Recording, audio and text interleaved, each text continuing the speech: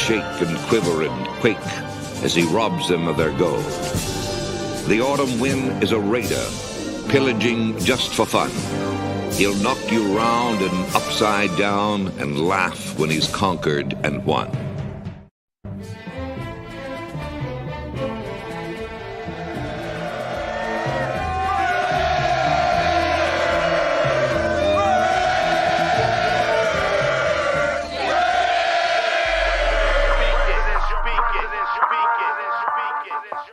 And I approve this message.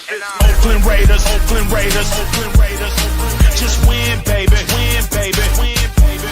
We are the Oakland Raiders, Oakland Raiders, Oakland Raiders. Just win, baby, win, baby, win, baby.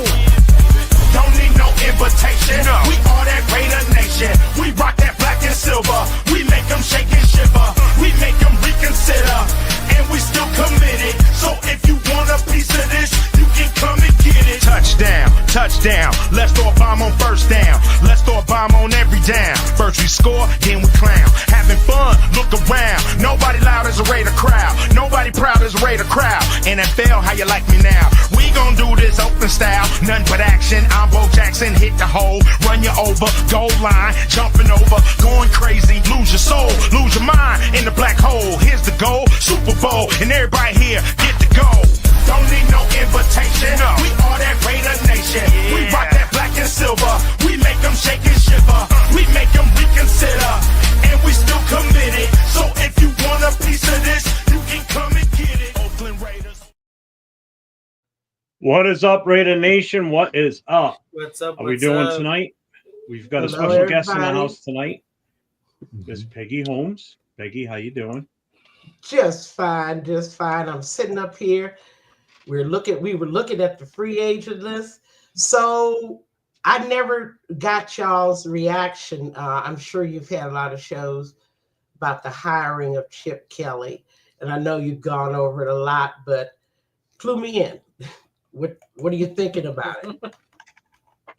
All right. Well, we got just so before we get really rolling here, you notice we're short one person. Leo had an issue at work, so he will hopefully try and get in by the end of this. If not, Rundown will probably be coming on in a few minutes with us also. So, right. You want to start with you, Jay? Go for it. All right. Yeah. Well, first off, what is up, Raider Nation? Salute to the nation. Salute to everybody in the chat joining us on this Wednesday evening for the Raider Connection.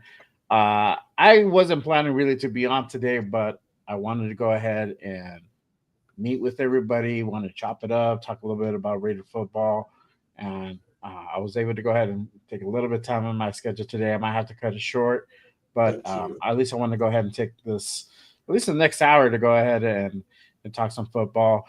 To Miss Peggy's question, I am ecstatic that we got Chip Kelly in our organization. We needed somebody of this type of caliber.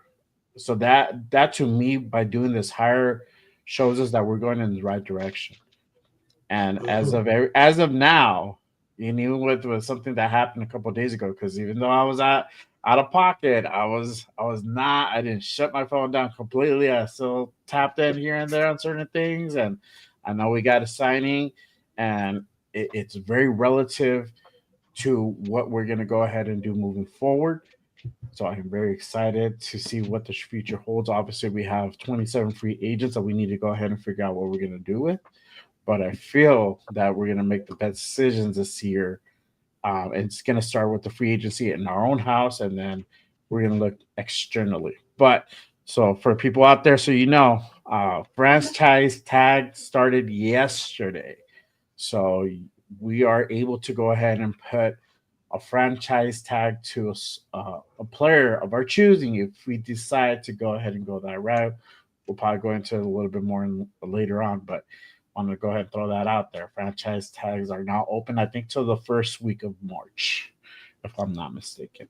But I am very excited for Chip. We're already starting to see some of those things progress and happen. So let's see what else he brings to the table in this offseason.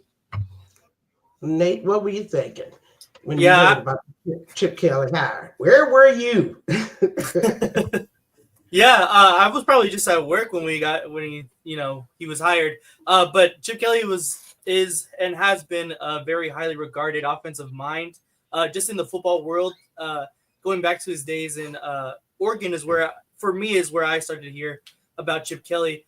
Obviously, he wasn't very successful as a head coach in the NFL, but he went back to the college ranks at Ohio State this past season, and he really reinvented his offense. He didn't see that high flying, I think it was like under 3 seconds, 4 seconds that he was running in Oregon, and he tried to implement out in Philly and San Fran. But he really reinvented his offense. He's seen a lot of RPOs in Ohio, and Ohio State just won the national championship, and so that really shows what his first year as offensive coordinator at Ohio State can really do. So I think this is a great hire. I really like Chip Kelly. I think he's going to work great with Pete Carroll.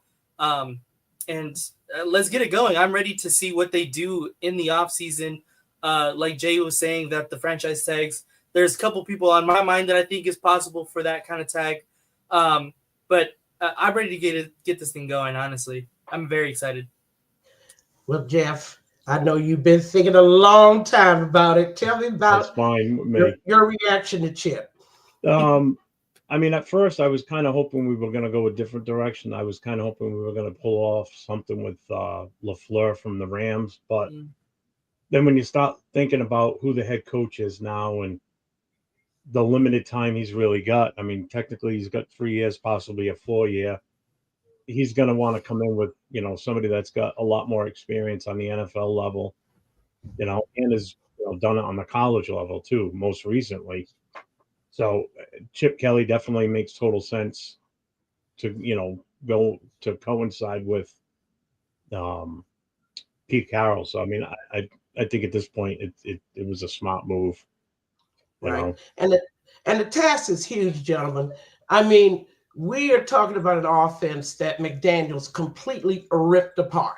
Okay. And I've said this on a lot of shows. We need an expert. We need experts on this.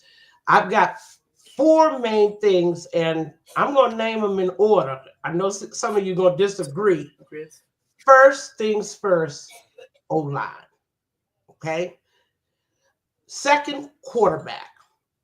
Third, the field stretching wide receiver that defenses fear. This is not a job for a rookie, but hey, y'all might think we get stuck with. Fourth job, reinventing that running game. And of course, reimagining the passing game. I can't think of a guy that's got more of the credentials to get that done. But we're faced with some problems here because it's a question of free agency or draft for the job that Chip Kelly and Pete Carroll too has to do. What are you thinking, Jay, in terms of what the priority is? I mean, you might switch it around, but I think O-line goes first. You're muted. You're muted, Jay. All right, there you go. Can you hear me? Yeah. Okay. I had the cable one. Didn't know he was a ventriloquist. No. I think you hit the nail on the coffin, Peggy.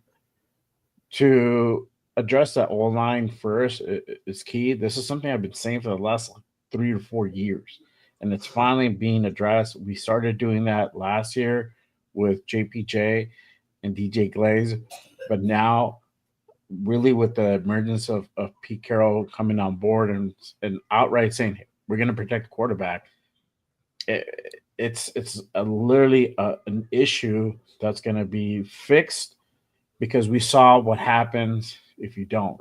This past offseason was horrendous. Our run game was non-existent. Quarterbacks scrambling constantly to save their life. So we need to have protection for our not only our quarterback but our run game, to establish our run game. And that's very important. So start seeing either some names on free agency being signed and some key players in the draft also being signed as well. So it'd be interesting to see who they do. Obviously, I think A big name that comes to mind right now is probably Trey Smith out of KC. He's a free agent. Don't know if Casey's gonna decide to go ahead and keep him or not, but that would be a great pickup for us on our end, on the free agency level. Somebody who's already experienced, who's been in the league for quite a while, to help any rookie linemen that come in really, really learn the ropes. So I think O-line first, quarterback, and then a run game. And with this draft, having that many players, running backs, we're going to be able to go ahead and get quite a couple good players, I think.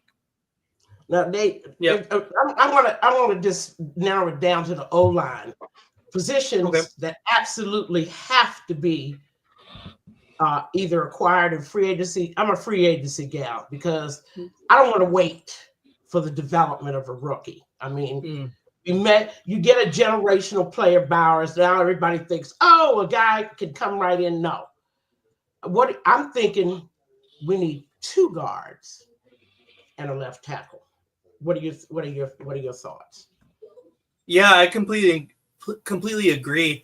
As far as the offensive line goes, I think that there is a lot of value in this free agency besides just the top guy, which I know a lot of people have been talking about, Trey Smith out of Kansas City. But me and Jeff were doing some offseason manager on last week's episode of Raiders Coast to Coast, and we've seen a lot of people that are valuable at the offensive line position, but also at the running back position that, offensive line and the running game kind of go hand in hand. So I'm pretty excited to see how that goes as far as the offensive line goes, because there's this guy out of Chicago. His name slips my mind right now, but I like him a lot as well as a backup to Trey Smith if we can't land that top guy. So offensive line, I think, is very valuable in this free agency. And then if you're looking at the draft, I completely understand the not wanting to wait on the development of the guy. But I think as far as the draft goes, I think if you get a running back, they've shown to come out of the draft and be pretty successful. So that's where my kind of head is going towards, is getting the offensive line as assessed in free agency, and then the draft is go get your guy a running back, honestly. I mean, Jeff, I know I threw out there that I just don't want to wait for the development, but I don't think Chip Kelly wants to wait either. And with that in mind, I mean, I just can't see using anything in the draft. I think it's got to be all free agency. But what about scheme, Jeff? I mean, there was a lot of talk last year about the change of scheme really ruining that O-line. How much of that is true? I mean, until we know who we're going to get on that O-line, it's kind of tough to, how do I want to word this? Until we see who they're going to want to keep from the O-line, that's a free agent, and who we're going to bring in. The biggest one everybody's talking about is the kid Smith from KC, but there's a good chance that they're not going to let him go easily. They could do something with him where he's not leaving. Especially with the way that they ended up playing in the Super Bowl, they looked atrocious. Due to injuries and having to move players from position to position, the last thing they're going to want to do is lose a guy like that. So that limits now what we want to do in free agent, because that's the number one everybody has been pushing for. Who do we bring back? Who do we retain? What do we look for in the draft? I mean, so at this point, it's kind of tough to tell. I mean, we can go based on Chip Kelly's past history, which on the NFL side wasn't the best, but what he did in the college ranks, when he was there at Ohio State this past season, I mean, he did win a national championship, so we have to wait and see, I think, at this point. There's definitely guys on that offensive line that we shouldn't even bother with after this past season. That they should be gone. Names, please. Names? Oh, definitely Parham. James, got to do something with him. Yeah. We got to do something with him. The only 3 that I'm fine with keeping, obviously, is JPJ, Glaze, and Colton Miller. And even Colton Miller is a big question mark right now, too. Right. You know, Huge. we've only got him for one more year. So if we don't bring somebody in to, groom behind him and get ready for his replacement, or draft his replacement this year and do something else with him, move him the right side and move Glaze inside. That's another option too. Strengthen your offensive line based on your current talent. That would totally solidify the right side. And if you bring in a rookie left tackle, I mean, there's a few of them in here that could step right in and kind of play right away. This is a good draft early, good draft for offensive tackles. Now, Jeff, I wanted to. I know I'm a bossy little lady and I'm taking over, but I just want to get you guys go have so for it. much knowledge. I need to get some information from you. Let's move right to the quarterback position. Let me just set the table for this. If you're talking about going out in the free agent market and getting a veteran quarterback, you really are talking about saying bye-bye to AOC. There's no way we're going to be go out into the market, spend our precious money on that, and still have AOC. And the other door number 3, of course, is drafting a quarterback. Whether we move up to get one, that's up to the front office. But I want to talk, Jeff, about that quarterback position. Quite frankly, I think we haven't had a chance to properly evaluate AOC. What are you thinking? The other two in here know already how I feel about AOC. So yeah, I agree that we haven't had a full chance to evaluate him. Between numerous offensive coordinators already, makeshift offensive line. Yeah, makeshift offensive line. This is now his 3rd head coach since he's been here. There's really been no consistency. This past season, absolutely zero running game to help take any type of pressure off of him. So I mean, there's just been a lot of bad opportunities for him. Rundowns here, I'm bringing him in right now. Oh yes. Nope, he disappeared. Just a time for the quarterback discussion. So I mean, I'm not in agreement to going out and spending a shit ton of money on a free agent quarterback. Why? It's like you've got this kid on a rookie contract still. You're paying him small money. If you bring Sam Darnold in as a bridge quarter, you ain't paying him like no bridge quarterback. That's not a bridge. That's and I think 805 said this the other day in the show. That's a long-term solution. He's going to be here for a while. You're not going to just sign him and then he just disappears. What's up, Rundown? What's going on? My God. I run down. Hey, how you doing, Miss Peggy, man? Long time no see. I've been seeing you on everybody's show, man. So it's finally good to share a screen with you. Well, we're in the middle of a discussion about quarterback, and I just set the table by saying, if you're talking about going out in the free agent market and getting one of a Darnold, or God forbid, a Cousins, or even the slight rumble we've been hearing about bring back Carr, why he would come back here, I don't know. But if you're talking about that, then you're talking about getting rid of AOC. Right. And I think that we haven't had a chance to properly evaluate that man. And then, of course, door number 3 is drafting a young quarterback. Right. What's the strategy you think the Raiders should follow? Rundown. I've been on the draft a quarterback for 3 years. So I'm on the same strategy right now. I want to draft one. I think we should have did it the moment we got rid of Carr, and that was the problem. And that was the reason, bro. And really, when I keep saying it, when the Indianapolis Colts wanted Derek Carr that year, sure, we should have got rid of him that year when they wanted, first round. They wanted to give us first rounds for that. But the problem that McDaniels gave us, and that we're still bearing now, is that we should have went up and got C.J. Stroud or Bryce Young. That's what we should have did that year. Soon as we got rid of Carr, we should have. That was the move to make. But we sat on our hands. Oh, we're gonna get Brady. Brady never came, but then they decided with Jimmy Garoppolo. Kind of hard last year because AP, it's kind of tough to put that on them and to move up because nobody was really gonna move back. That's just not gonna happen. So, but as of this year, you have a chance. If you have a chance to get one of them first 2, You got to do that, bro. I think you have to. There is no ifs, ands, or buts where we can go in and looking at paying Sam Darnold $40 million per year. Like, that's just, come on now. We can't do that. Yeah. Posing as the Atlanta Falcons. Oh, come on, Kurt. We gave you the bag money after you've been injured and lost the year injured and they're there 40 years old. Come on, or Jets, Rodgers. Come on. Come on. And that's my thing, man. Y'all let me know how you feel, and I want to know how Miss Peggy feels. But I continuously say too, like, I don't think Sam Darnold's coming nowhere to be no bridge. Like, I know everybody says that, but the man is, bro, he's 26, 27, bro. Like, this is the last time he gonna have a chance to even sniff this type of money, right? Like, so wait a minute, y'all assuming he even wants to come here. That's the next thing. Yeah, see, you gotta understand the Raiders don't have such a good reputation. Adding Pete Carroll, made us pass the smell test.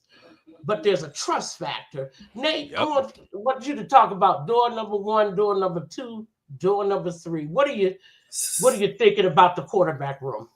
Yeah, I think we all have the same mindset. We want to draft a quarterback. It doesn't make sense using what we have at our cap space to go overpay, honestly, whatever quarterback is in free agency right now, because we have a solid enough bridge quarterback at AOC right now. And develop. We all don't think that whoever quarterback, if we do draft one, should start day one. So we should just develop him a year behind AOC, and put your money somewhere else. Like we were talking earlier in the offensive line. There's receivers out there that we need. Just put it somewhere into places that are actually of need right now. Put it back into the players that we have. A ton of players in free agency on our team right now. Put it back there. That's what I think. Yep. Jay, what are you thinking about with the quarterback room? What do we got to do?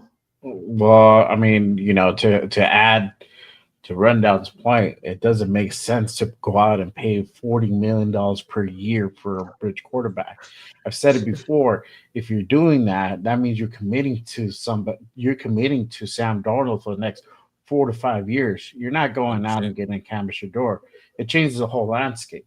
So to go out and get a Sam Darnold just for a year or two, you're overspending. Where you can go ahead and get somebody of almost an equal type caliber for way less money. So overspending is also important. We got to look at that. We're gonna overspend, we're gonna overspend like on our O-line, on the tackle, stuff like that. Somebody that is young, that's gonna be with us for the next 4 or 5 years. That's something we can go ahead and overspend on. But when you're trying to go ahead and bring this big name wide receiver or big name quarterback for the next 2 years, you're paying them $30, $40, $50 million per year. Doesn't make sense, just for a one-time thing. If we're going to build in for the long term, for the future, we got to do it the right way. We got to build from the ground up and not overspend on these, shiny little objects that are in front of us. So that's my take on that. The one thing I do want to just add to this quick is you bring in somebody like a Sam Darnold. That's not an intelligent move with that intent that he's going to, and that's not a Pete Carroll, because Pete Carroll does not make unintelligible moves like that. That's totally out of his norm to do something like that. So I don't see that Donald's going to be the guy or any one of these higher price guys. Just build with what you got. You want to talk about bringing in players, you're going to need all the money you can. You stick with what you got that's not costing you a shit ton of money. Okay, guys, now the brain trust is really together without it run down as present. And now I got to switch to the third thing on my list, which is wide receiver. And I'm not talking about anyone. I'm talking about a field stretching, bona fide number one. I know Christmas was 2 months ago. I understand that. But that's a challenge that Kelly's got to face.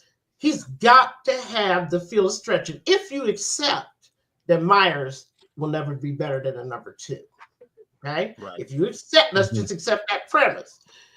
You've got to have a wide receiver that defenses game plan for and fear. a rookie can never fill that bill. I don't care how good he is. Jeff, what are you thinking? Am I just talking out the side of my head or what? I mean, I get what you're saying. My thing though is the free agents that are out there. Yeah, Higgins is going to get franchised. That's a given. he's already been franchised. Yeah, so I mean that he's off the board now. You can't even touch him. The next best that's a free agent would be probably Godwin. I don't want Diggs, injury prone. Granted, I know Godwin's has had his injury issues in the past, but is he enough? Out of the two in Tampa, Evans is the one that's the game changer, not so much Godwin. I mean, at this point, you may have to, if you're not going to want to do it with a rookie, you're going to have to trade for someone. And I know Deebo Samuel's name's been getting kicked around, but I'm not sold on him. I'd rather have somebody like DK Metcalf if we're going to do something. I want somebody with the size and the muscle to, basically outmuscle the ball away from any defender that's going to be out there against them. And he's a legit threat. We just need to make sure we can get him the ball. The role that I'm thinking that needs to be filled, speed is obviously the number one. Yeah, and I like Godwin, but I'm always wary of number two receivers when you've got a true number one playing on the other side of them. Sometimes their talent is deceptive. Okay, you don't really know what would happen if now they're in the number one. Okay, the focus of the defense, the focus of the coverage, the focus of the zones. We got a problem. Vitek could work their magic and me personally, have a problem. I'm a guy. I want Chris Godwin. I ain't gonna lie to you. I kind of want Chris Godwin, and reason for it is because low key we already kind of have a number one, and it's not a receiver. It's our tight end is our number one. We low key got the Chiefs game plan when it comes to, all right, like we're gonna funnel the offense through 89 first. That's where everything goes. Everything stems from. Off of that, then we build everything else off of that. For me, and we've all just sat there and said we want a rookie quarterback.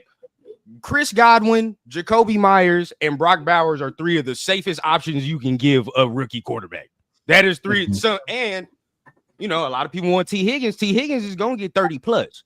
With Chris Godwin, you only got to pay him close to 20 something, and that's only for like 2 years, right? That's only for like 2 years, something like that. Which at this point, the salary cap just went up. We got a little bit more bread. We all talking about we not paying no Sam Darnold $40 million.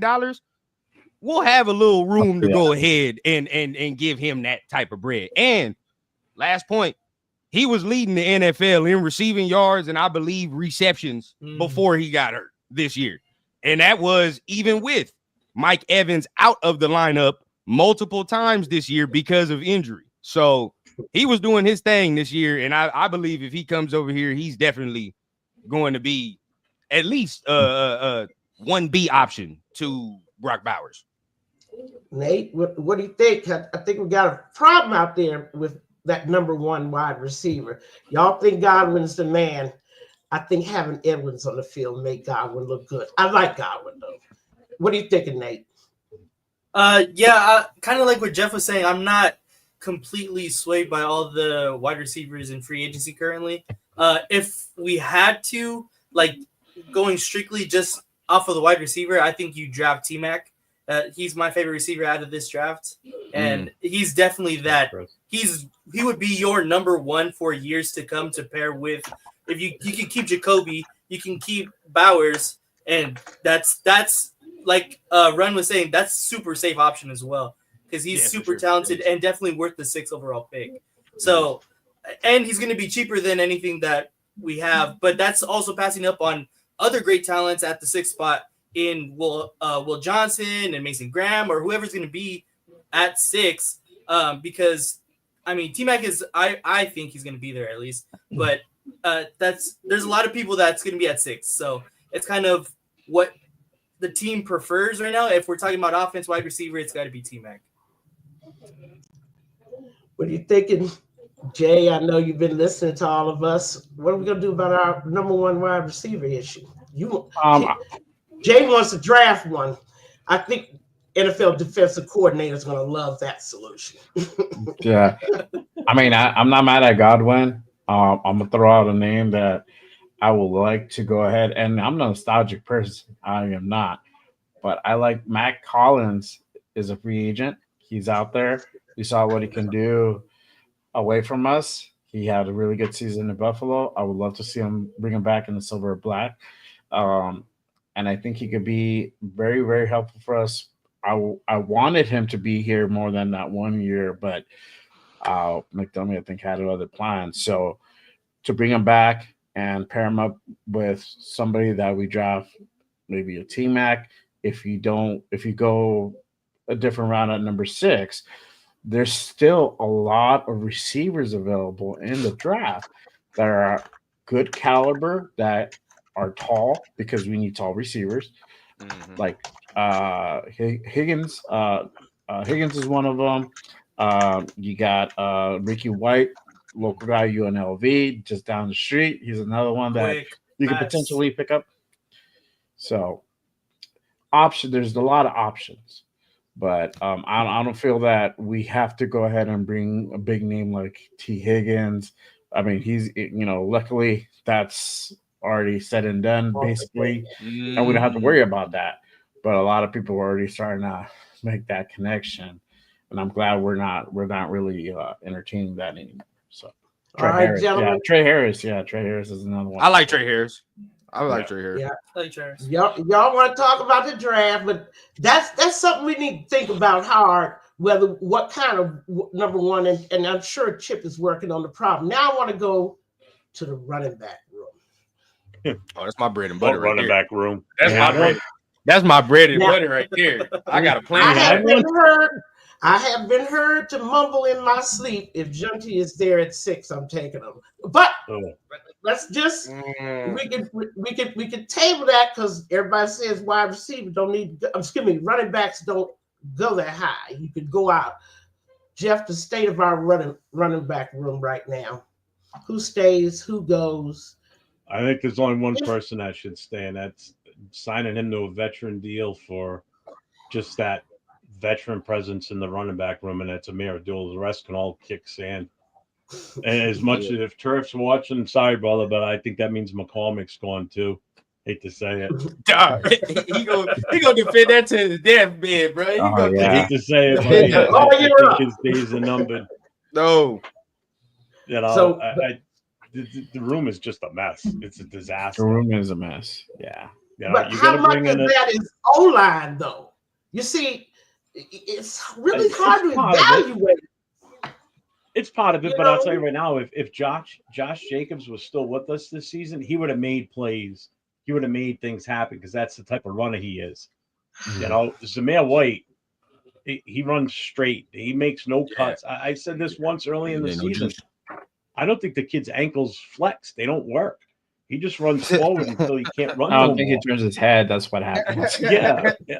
He just doesn't do anything else. He's got blinders on. He's like tunnel vision, runs forward until he hits an object, and that's it. He stops. That's the difference. And the O-line was atrocious at the start of the season too. I mean, Abdullah definitely. I mean, I agree with you 100%. You got to keep that presence. Plus, he's got that versatility, of course, with the hands. Mm-hmm. And I hope that Kelly sees a place for him in his office. But Rundown, if you want to throw away all the running backs, what are you gonna bring in? Yeah. Number one guy. Everybody know me. If it's up to me, everybody's getting the pink slip. If it was me, everybody's looking for new jobs next year. But if you want to bring back Abdullah, sure, we can bring back Abdullah, because he brings at least some special teams value, at least, you know what I mean, and we can get him on some cheap stuff. But everybody else, I pretty much let go. Now for me, I have already said I wouldn't take Genty at 6, but I'm drafting 2 running backs this year. Like this year, this class is stupid this year. Like, and I usually it's and I'm not just saying that to say that. Like, there are a lot of running backs in this class this year where I mean, we've talked about it multiple times, bro. A lot of us have been on screen together where we just throw out a multitude of names where you can just get 2 backs. And a lot of us are like, Yeah. well, that's not bad. You feel what I'm saying? That's better than what we had. That's much better than what we had. So I'm drafting 2. If it's me, I'm looking in the free agent department as well. I'm not getting Najee Harris, but I'm looking at, Jeff's guy, maybe Jordan Mason, right? I'm going to I get forgot Jordan he was a Mason, free maybe. agent. I'd go for him in a heartbeat. Look at that. You feel what I'm saying? Elijah Mitchell is there. He played as well. So maybe look at that. Y'all know me. I get Nick Chubb dirt cheap as well. If he come dirt cheap, I get Nick Chubb if he could. Yeah. So I'm going to instantly upgrade. But now what? Okay, run down what? Just one question. What rounds do you draft those running backs in? I heard it's a deep running back draft, but what rounds? First, second, you could sit there. I still think second might be too rich because there are going to be so many. It's also a rich interior defensive line draft as well. So there's multitude, like there are things we can get this year. So I think maybe second's too high, but I'd start at the third. One of them thirds, I'm getting a running back. One of them thirds, it's happening. And then I've always said, towards the later rounds, like towards the 5th, 6th, right? Where these are positions where it's a low hit rate on most of these positions. You feel what I'm saying? Running back is not a low hit rate in the late rounds to me. You can get a running back in the 6th round and he can still be a starter. Like we've seen it multiple times. You feel what I'm saying? So if I've already got one in the 3rd, I'm getting one in the 6th. Somebody gonna hit. One of them gonna be nice. Unless we just suck at drafting. You feel what I'm saying? So I definitely do that this year. Not this year. I don't think this year. Yeah. All right, Nate, what are we gonna do about that running back room? Jeff and Rundown have pretty much cleaned it out, so there's a lot of empty benches. I honestly, I think we all have the same. Yeah, we have the same mentality here. I think Rundown hit the nail on the head there. That I like Jordan Mason and Elijah Mitchell, honestly, and we can get them in for cheap. They're both younger guys. Well, not both of them, but one of them. Obviously, we want to draft them too. But as far as the running back, oh my God, it is so deep. I think we do start in the 3rd. You pick one. One of those Ohio State guys would probably be my dream, honestly. I'm taking either of them at this point, and then someone late, like a Devin Neal later in like the 5th. That would be amazing. I mean, there's so many running backs. You can pick any combination that I'd probably be happy with, honestly. And yeah, I think that's the way we got to go, is completely clean out that running back room because there was no production at all this year. I don't know, Jay. Since nobody's there, they love that draft. Any free agents on your mind? I mean, I believe we probably need to bring in one, veteran free agent. That's it. I think, like Ren said, Nick Chubb is the guy that comes to mind. I don't know about Najee, but Nick Chubb for sure. Definitely, I would definitely double dip in the draft for running back because you can get your guy early 3rd and go back on the 5th and still get a quality guy.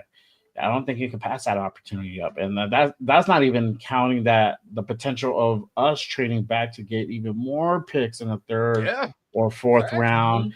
It could definitely happen. So we can literally like Ron said, like these guys are saying, basically clean house, let most of these guys walk and go out and test their free agency somewhere else, and then we can replenish probably within this year. I mean, who does that? It usually takes about a year or two. And we can definitely do that within this offseason, which is great. We need that. That list Jeff just had right now was crazy, bro. And that's only like half the running backs that are nice on that list, bro. That's what I'm saying. Yeah. Y'all gonna have I don't think in all honesty, I don't think I could ever remember a running back draft this deep. And I've been watching. 2017 is the only year, bro. 2017 with Kamara and all them is the only time I can think of a running back draft class. But I still think this one goes even deeper. It is, bro. It is. You're talking. There's going to be some undrafted guys that are going to have a potential to have an impact on some of these rosters. Oh yeah. The running back position is making a comeback in the NFL. That's for sure. Oh yeah. It's made a comeback in college. Look at how many are coming out, and to see the amount of teams that are like, we need a running back based on the talent that's out there for these guys. Yeah. Silver Smoke asked a question or made a comment about us trading our 6th pick to the Cowboys 12th, and then we take Genty at 12th. The Cowboys are going to move up for one reason only. It's going to be to get Genty. That's their type of guy. Yeah, Yeah. that's it right there. He'll be going at 6. I mean, Yeah. I'd still would trade with the Cowboys. Oh to get yeah, I'll more do that in a picks. heartbeat. Yeah. Oh yeah. I'll do that in a If heartbeat. guys like Mason's gone, Carter's gone, the linebacker from Michigan's gone, all those top talent that we're looking at number 6, if they're all gone, guess what? And Genty's there. I'm calling the Cowboys and saying, hey, do you want this pick? We'll take your 12. You take our first. You give us your second We pounder. don't want. You definitely get your guy. Oh, that's an extra at least second. You know what I mean? That we can get from that too. Mm-hmm. Now I wanted to switch the focus for just a minute, and I'm collecting information. I'm doing my due diligence because there's so much knowledge here. I want to switch to defense, and I want to go right to the linebacker room. Jay, I know you might. I've heard you talk about the deep interior linemen. Mm-hmm. We can talk about that because I don't think that's where the Raiders' problem on defense is.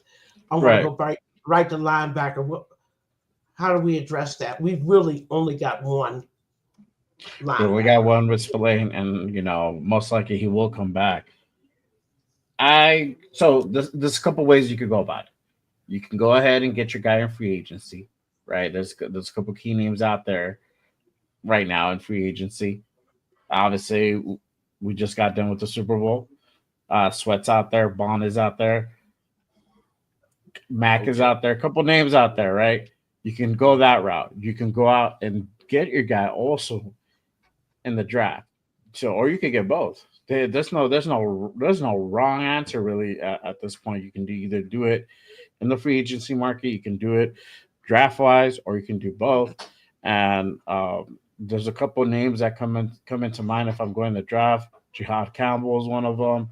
We're not going to get Abdul Carter, so I'm not even going to mess with that. That's not happening. Jihad Campbell, yeah, that's not happening. Not happening.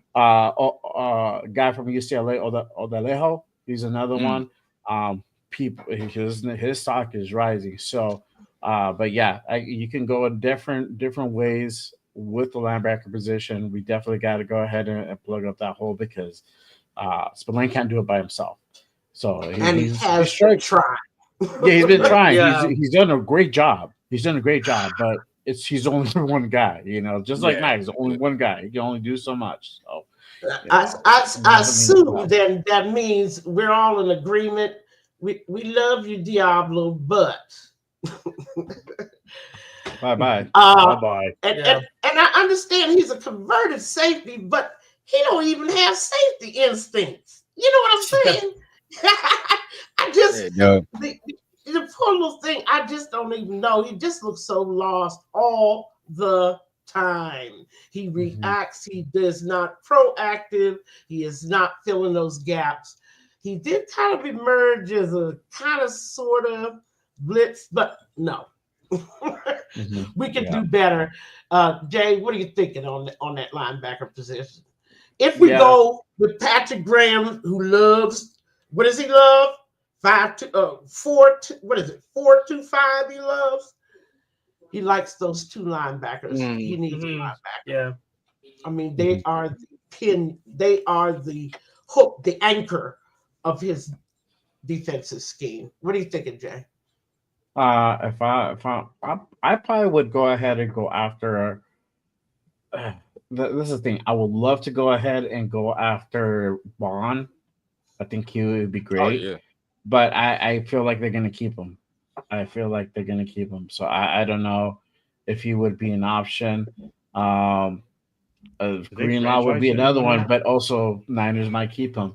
So there's other ways you can do it. But honestly, I feel that on the draft wise, we could probably get our guy. There's some guys. I mean, Nate, what are you thinking? Yeah. Like I said, Jihad Campbell, but that's fine. Yeah.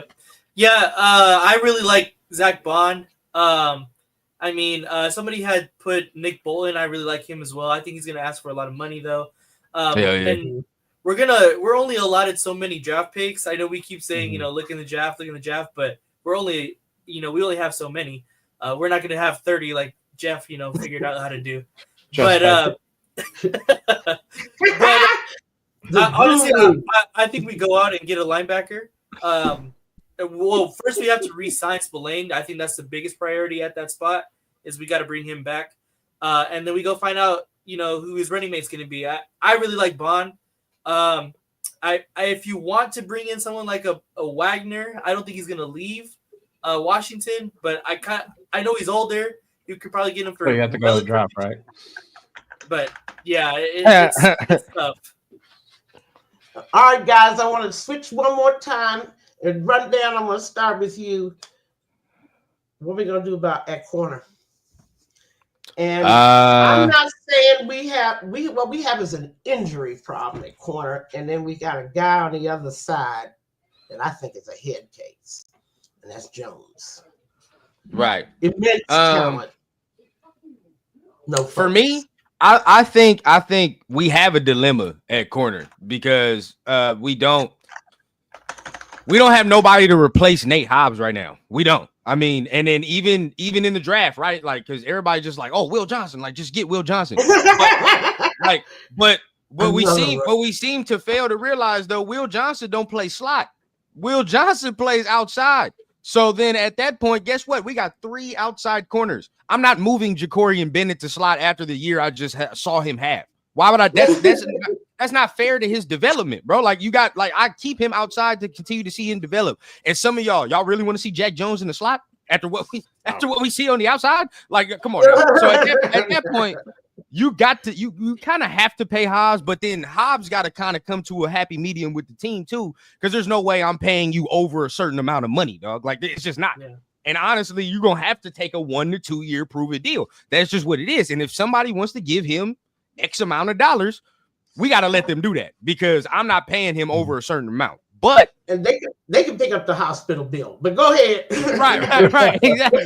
So it's like we have a dilemma, bro. Like we have to kind of get somebody that can kind of replace Nate Hobbs in that slot. Now, again, we can't, like Nate said, we can't continue to say we got to look to the draft, but we only got so many, right? So we honestly, out of necessity, we gonna have to get Nate Hobbs back. I think so. Honestly, real quick, I'm gonna be real, because I know Big Jeff gonna go. I'm gonna be selfish because of the linebacker thing.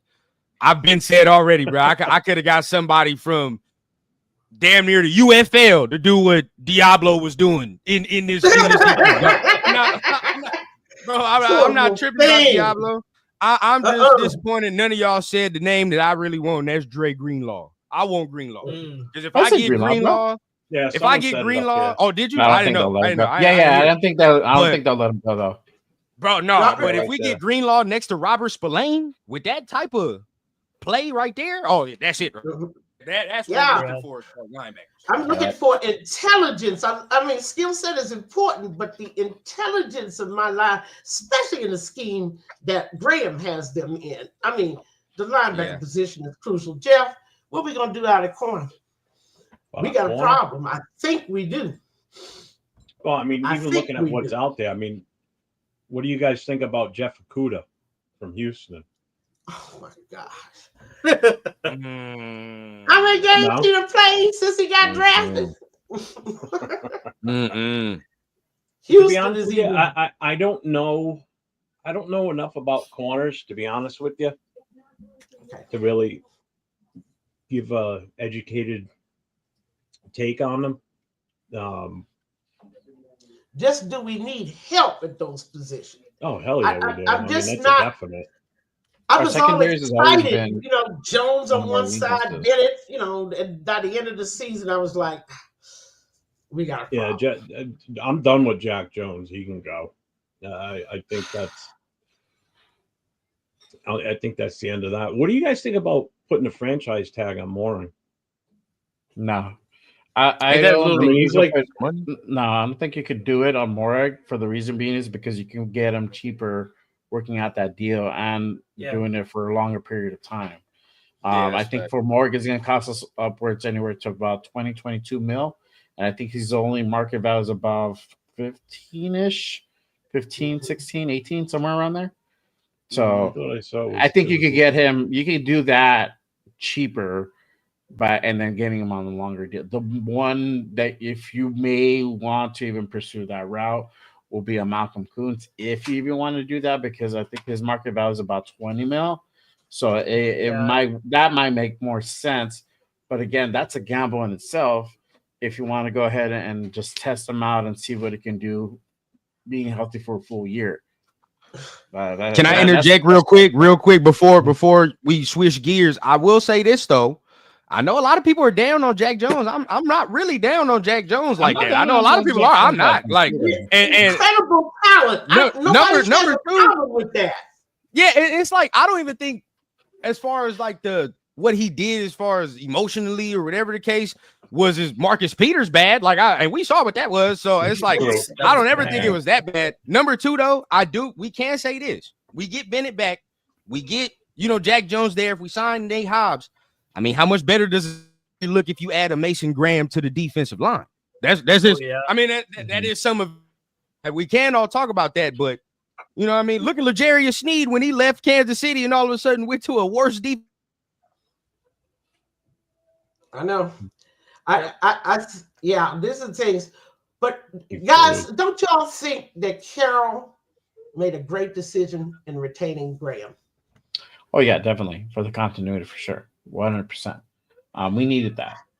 Not only needed it. Players needed it. I was gonna say not only just for us as fans, but Max needed that.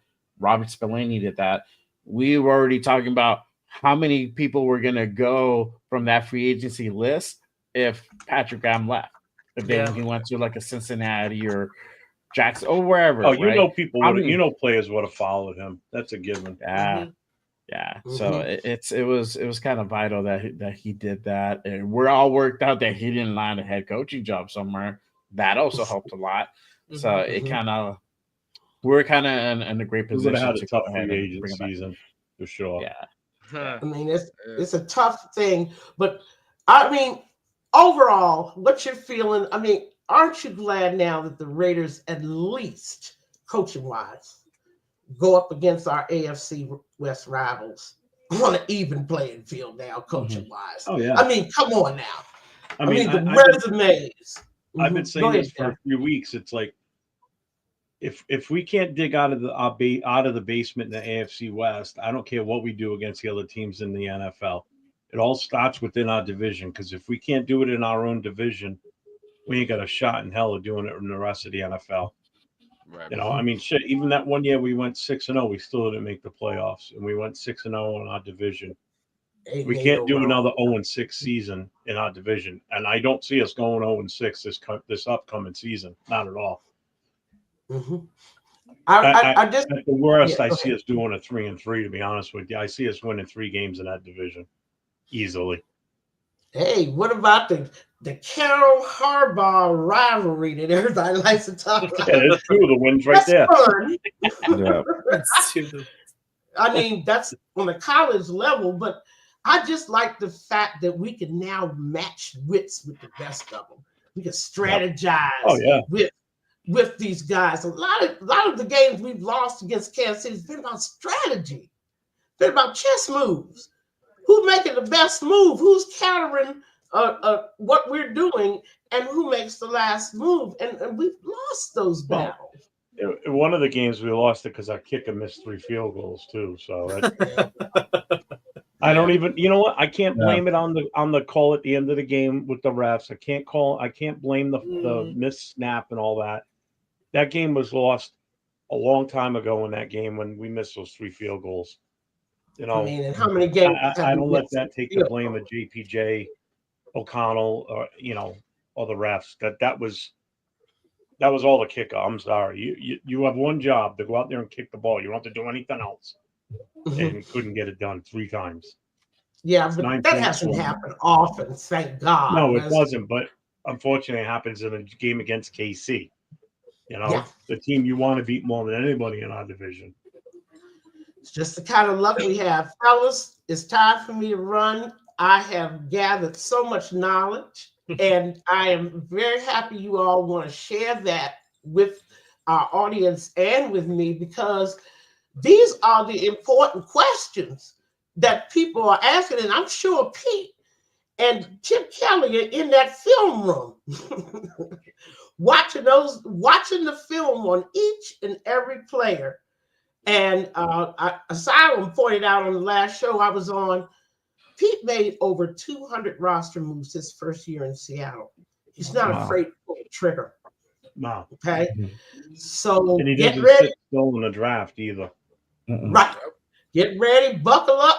You never know what's coming next. And until the next time, thank you, everybody. Thanks. Thank Peggy. you. Thank you. Thanks for coming Have out. a good night. Appreciate it. Have a Bye. good night. Bye. Have a good night. Man, Miss Peggy, one of them ones, man. She a real one. Oh yeah, She's awesome. really for sick. sure. Yep, for sure. 100%. Knows her shit for sure too. Oh yeah, yeah, for sure, man.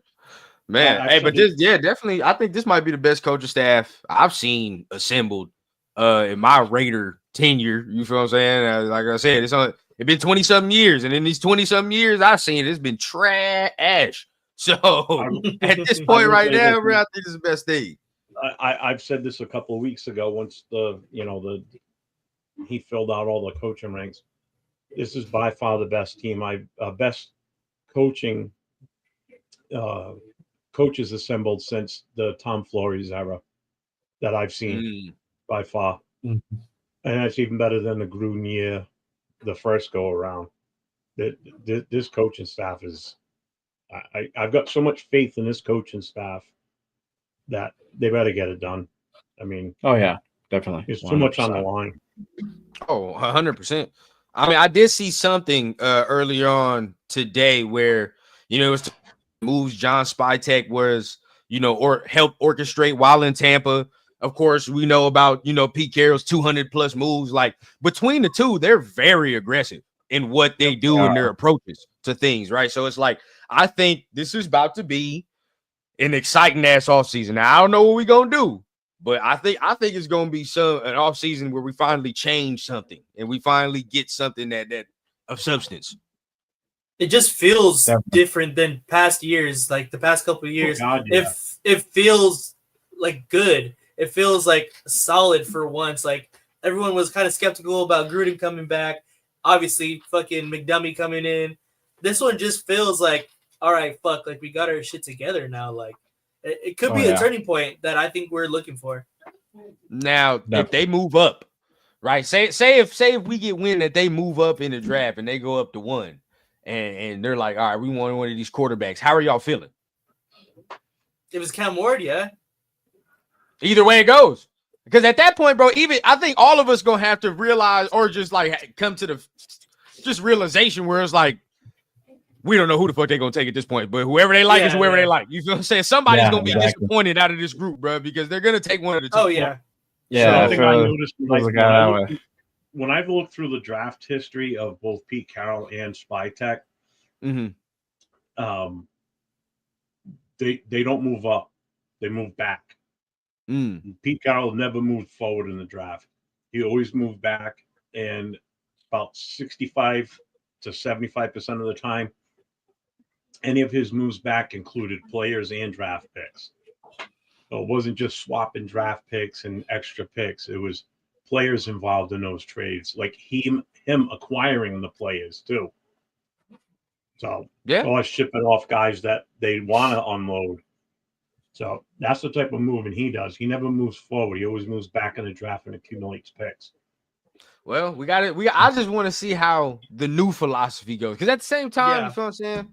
There is things that I know he would do differently. It comes like as far as running the organization, you know what I mean? As far as probably getting the quarterback as well. I think he likes Geno. I already liked Geno. But at the same time, you can always upgrade from Geno. You know what I'm saying? I mean, he wasn't afraid to move on from Russell Wilson at the time. So it's like, I think he would say, all right, bro, I gotta try to get a long-term solution at this point right now. Now, whether that be one of the two and they don't move up for that, or if they get aggressive in the back end of the first round, they say they want to do something like that, whether it be however it goes, but I feel like they're gonna get aggressive for something. They're gonna try to get something. They're gonna get aggressive for something. They have to. Well, I wouldn't be surprised if we trade out of that number 6 pick and fall further back into the first round. I wouldn't be surprised at all. And if we do it before the draft even starts. Yeah, that's what I'm thinking. Do it before I the think draft. that's something that gets Mhm. done prior to the draft start. Do it before the draft. I agree, man. Like, and if they're not like if they're sold on either of those quarterbacks, if we hear like, all right, man, like we don't care which one we take, we think both of them will be good in the system. I go ahead. I don't care which one they take at that point. You feel what I'm saying? Now I don't know if y'all have heard it, but I've heard hella rumblings now where all the media all of a sudden they're like, if you're a rookie quarterback, you might want to go to the Raiders. You might want to go to the Raiders. All of a sudden I'm hearing that, right? When it's like, oh, we were dog shit for years. But when you do, what we've been preaching has been the same thing this whole time, bro. You look around the landscape from 1 to 5, we're probably the best situation for a rookie quarterback to go into. Oh yeah. Probably. Play caller, weaponry. We not starting from ground fucking zero. And that's what happens when you get a good coaching staff. You get a good coaching staff, players want to come play for you. Plain and simple. You got shit bum coaches that have no experience in the NFL, hence AP. Nobody wants to come and play here. It was such a disarray last season. Nobody wanted to come here. You weren't going to pick up. Chason was an anomaly that we picked him up, mid-season, and he turned into what he was, because it's a guy that was looking for a second chance in the NFL, and he found it, and he struck gold with us. We struck gold by bringing him in. That doesn't happen that often. No. And not even like, but our offensive line, I think, is damn near the best situation out of 1 through 6. I'm not even gonna lie, bro. Like, you look at the offense. I know some people hate on our offensive line. I get it. But at the same time, bro, I always say our quarterbacks cause sacks and pressure too. Gardner would run straight into defensive ends, bro. Like, you know what I'm saying? Hey, we know Aiden O'Connell can't move. So we understand these things. If we sign a guard, I think it just takes one guard, honestly. I think if we just get one guard, and we bring like a real dude in here, a mauler, we're straight, honestly. But I mean, shit, who wants to go to the Giants? Look at their offensive line. Look at Cleveland's offensive line. Look at all these goddamn offensive lines that, like, with the quarterback needy teams. Like, we are the best situation if you want to. Yeah, because we already have pieces in place. Thank you. Thank you. Isn't it? We're not starting from ground. We got a great quarterback on the team already, too.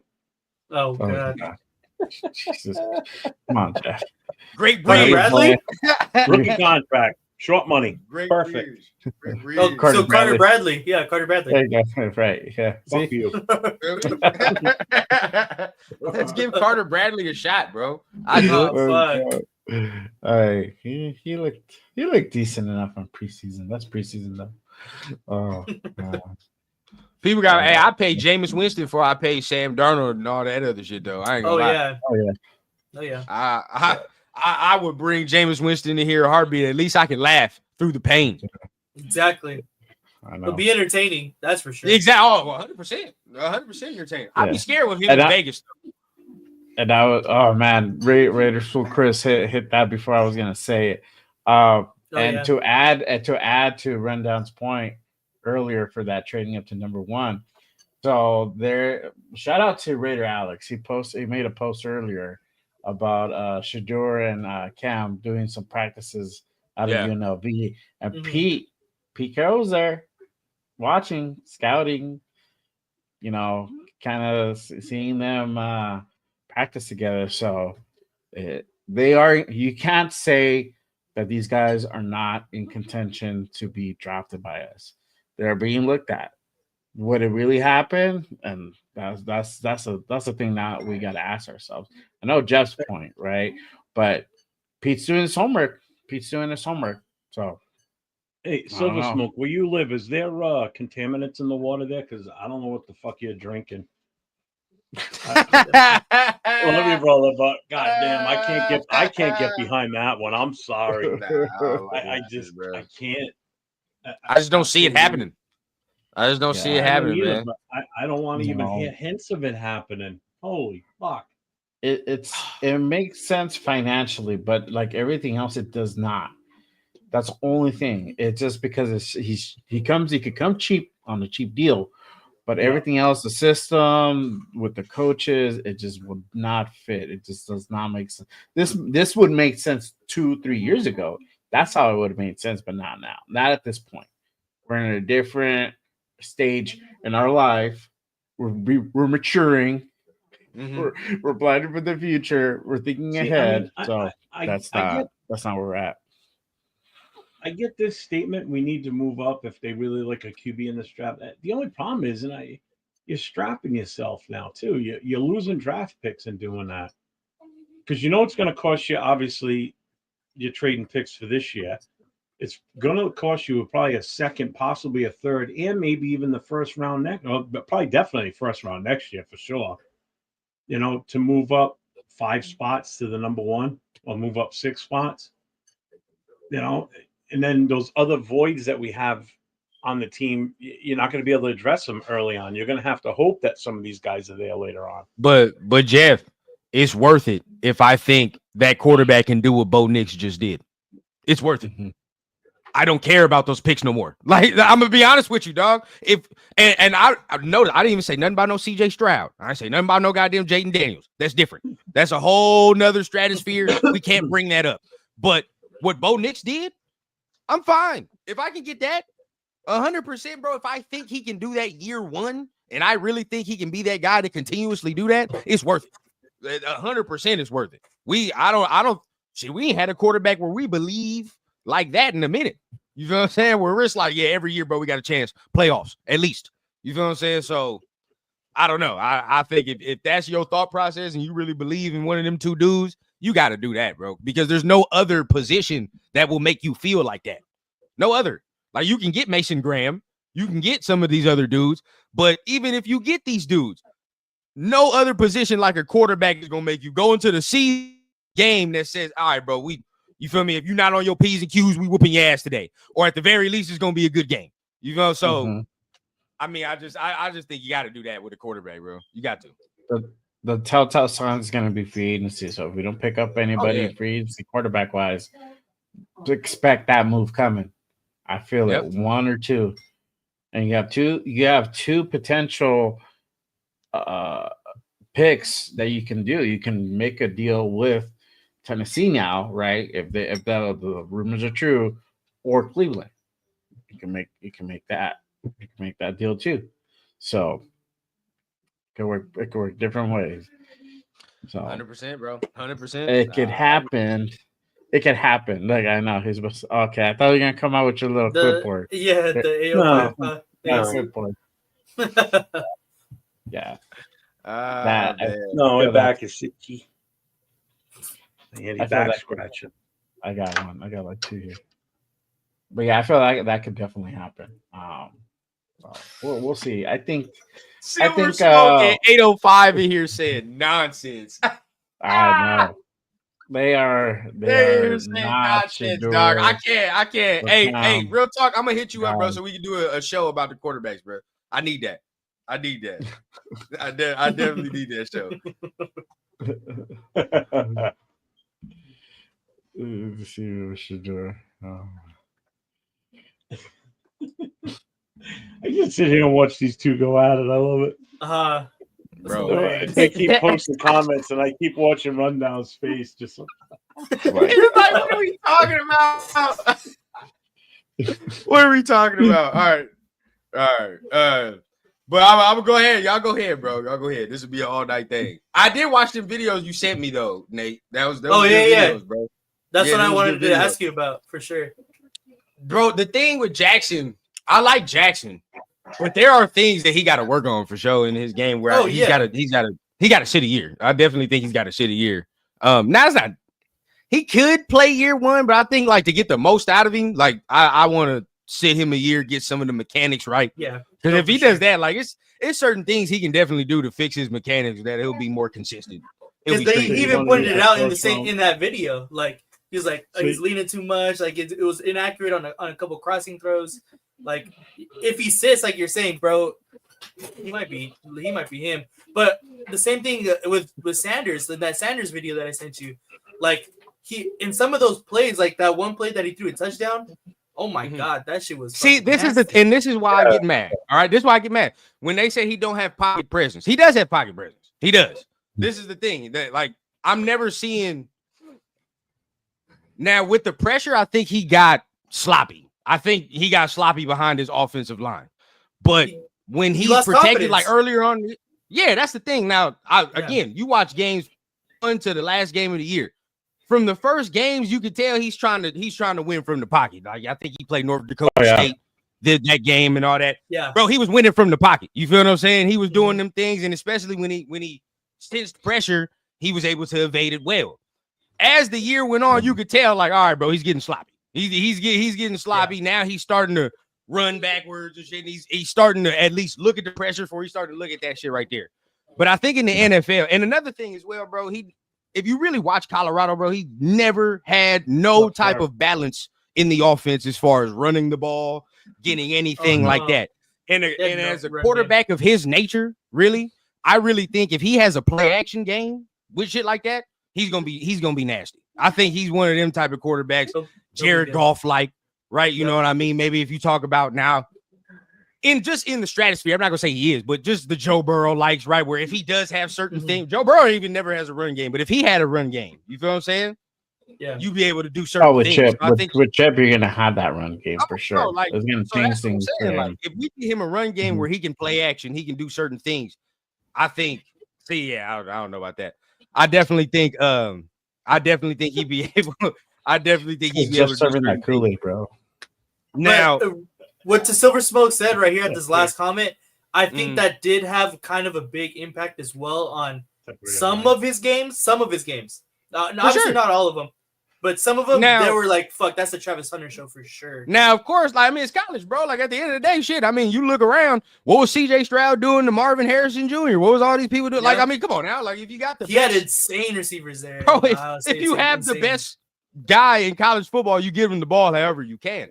Now, to say he was not going downfield, as Will Shepard, as LeJontay Wester, as all these other guys that were getting all these deep shots downfield, what were they doing? You feel what I'm saying? And that's not. No. I'm not watching all Colorado games, and I'm seeing just Travis Hunter take swings and screens and shit. There were multiple times I saw him going downfield and getting deep shots as well. So to say he's not gonna go downfield, like, now I just think some of that shit that they are talking about, it is true that it's more college shit that he was doing, and they didn't have no run game. Again, like we just talked about, what do you do if you do not have a run game? How do you supplement that? Quick game. You feel what I'm saying? Game, yeah. Quick game. So I mean, that'd be the next thing right there. So I definitely think you can. A lot of what Shedeur does, bro, you can correct in the league. To be honest, get rid of the ball. Yeah, okay, definitely correct it. Yeah, definitely get rid of the fucking ball, bro. That's it. I mean, what else is the next thing that people get mad at about Shedeur? Cam Ward and the U didn't have a ring. Of course they didn't have no ring game. Mm-hmm. That was different. For sure.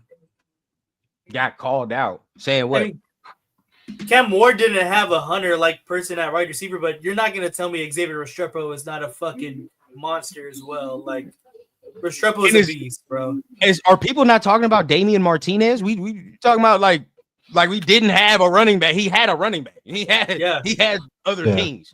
And I Chris Johnson Jr. too. Yeah, 100%. So I believe Cam Ward had a more talented offense in total. Definitely had a better O-line. I'll say that 100%. So I mean, either way they go, bro, I'm not going to sit here and trash the pick if they take Cam Ward, though. I ain't going to sit there and trash it. No. Hell no. At all. Yeah. Mm-hmm. At all. I ain't going to think. After all is said and done, like, as much as I, like, can say I don't really like Shedeur, like, he's not my top pick for sure. If we get him, I'm going to be the number one fucking Shedeur fan ever, bro. Like, because I want him to succeed because he's going to be a Raider. Like, but I want them to make the smart choice. That's kind of my thinking behind it. And to me, moving up, if it's not that, I mean, Caleb Williams didn't have a great year this year, but if it's not the Caleb Williams, Jaden Daniels kind of guy, I don't see the value as much to go get that. I mean, who we're hoping could be successful, especially when we were talking earlier. Like, this draft is so fucking deep in every other position, really. Like, I think at 6, there's just a plethora of picks we can make at 6 to make this team better immediately. And also as well, I mean, I think, it's underrated, but I think both of them in their own ways changes the mindset of the team. Now, I know people love the way Cam Ward. Look. I love the way Cam Ward talks, But let's be real, bro. It's all biased too. If Shador would have said what Cam Ward said yesterday, y'all would have been on his ass. So let's not start that. But I think it's all two different things. Cam Ward is more brash with his approach, with his leadership. Yeah. You look at Shador, it's more of a quiet, calm confidence about how he goes about his shit. And even when you talk about it, when you talk to him, you understand. I mean, we saw that clip that you showed, Nate, where it's like, I watched film with myself. It's a quiet confidence about how he goes about his thing. So I think both of them changed the mindset. You feel what I'm saying? But and I get you 100%, Nate, if you're talking about trading up. But if they're at 6, bro, like I've seen people say if Shador's at 6, Shador's at 6, I'm not taking him. Stop it. Stop that, bro. Like you take that 10 out of 10 because he fell to you. You can't do that, bro. He fell right there, bro. You take Mason Graham. They will take bro. him. Oh no, 100% they will. Yeah. Either of them fall at 6, they're 1000% taking him. Bro, if you take Mason Graham, cool. But at the end of the day, at the peak and height of it, who changes shit more as far as who can work out more, a quarterback or a D lineman? A quarterback, bro. So you take a quarterback, bro. Yeah. Because we already have a D lineman. A great one. Yeah. Yeah. Oh, it's like we're adding to it. I mean, we can add into it. Yeah, we're adding to it to just like make it phenomenal, make it like a fucking, a line that you're afraid of. You're facing, You're talking about on defense? Yeah, on defense. But we already have. Well, you could have a scrub quarterback back there just as long as he doesn't make mistakes and you're good. The quarterbacks are going to make mistakes. You know that. When's the last time that's worked? See, bro, this Jeff, you're gonna get me mad, Jeff. Get me mad, Jeff. Get me mad, bro. Because look, check this out, Jeff.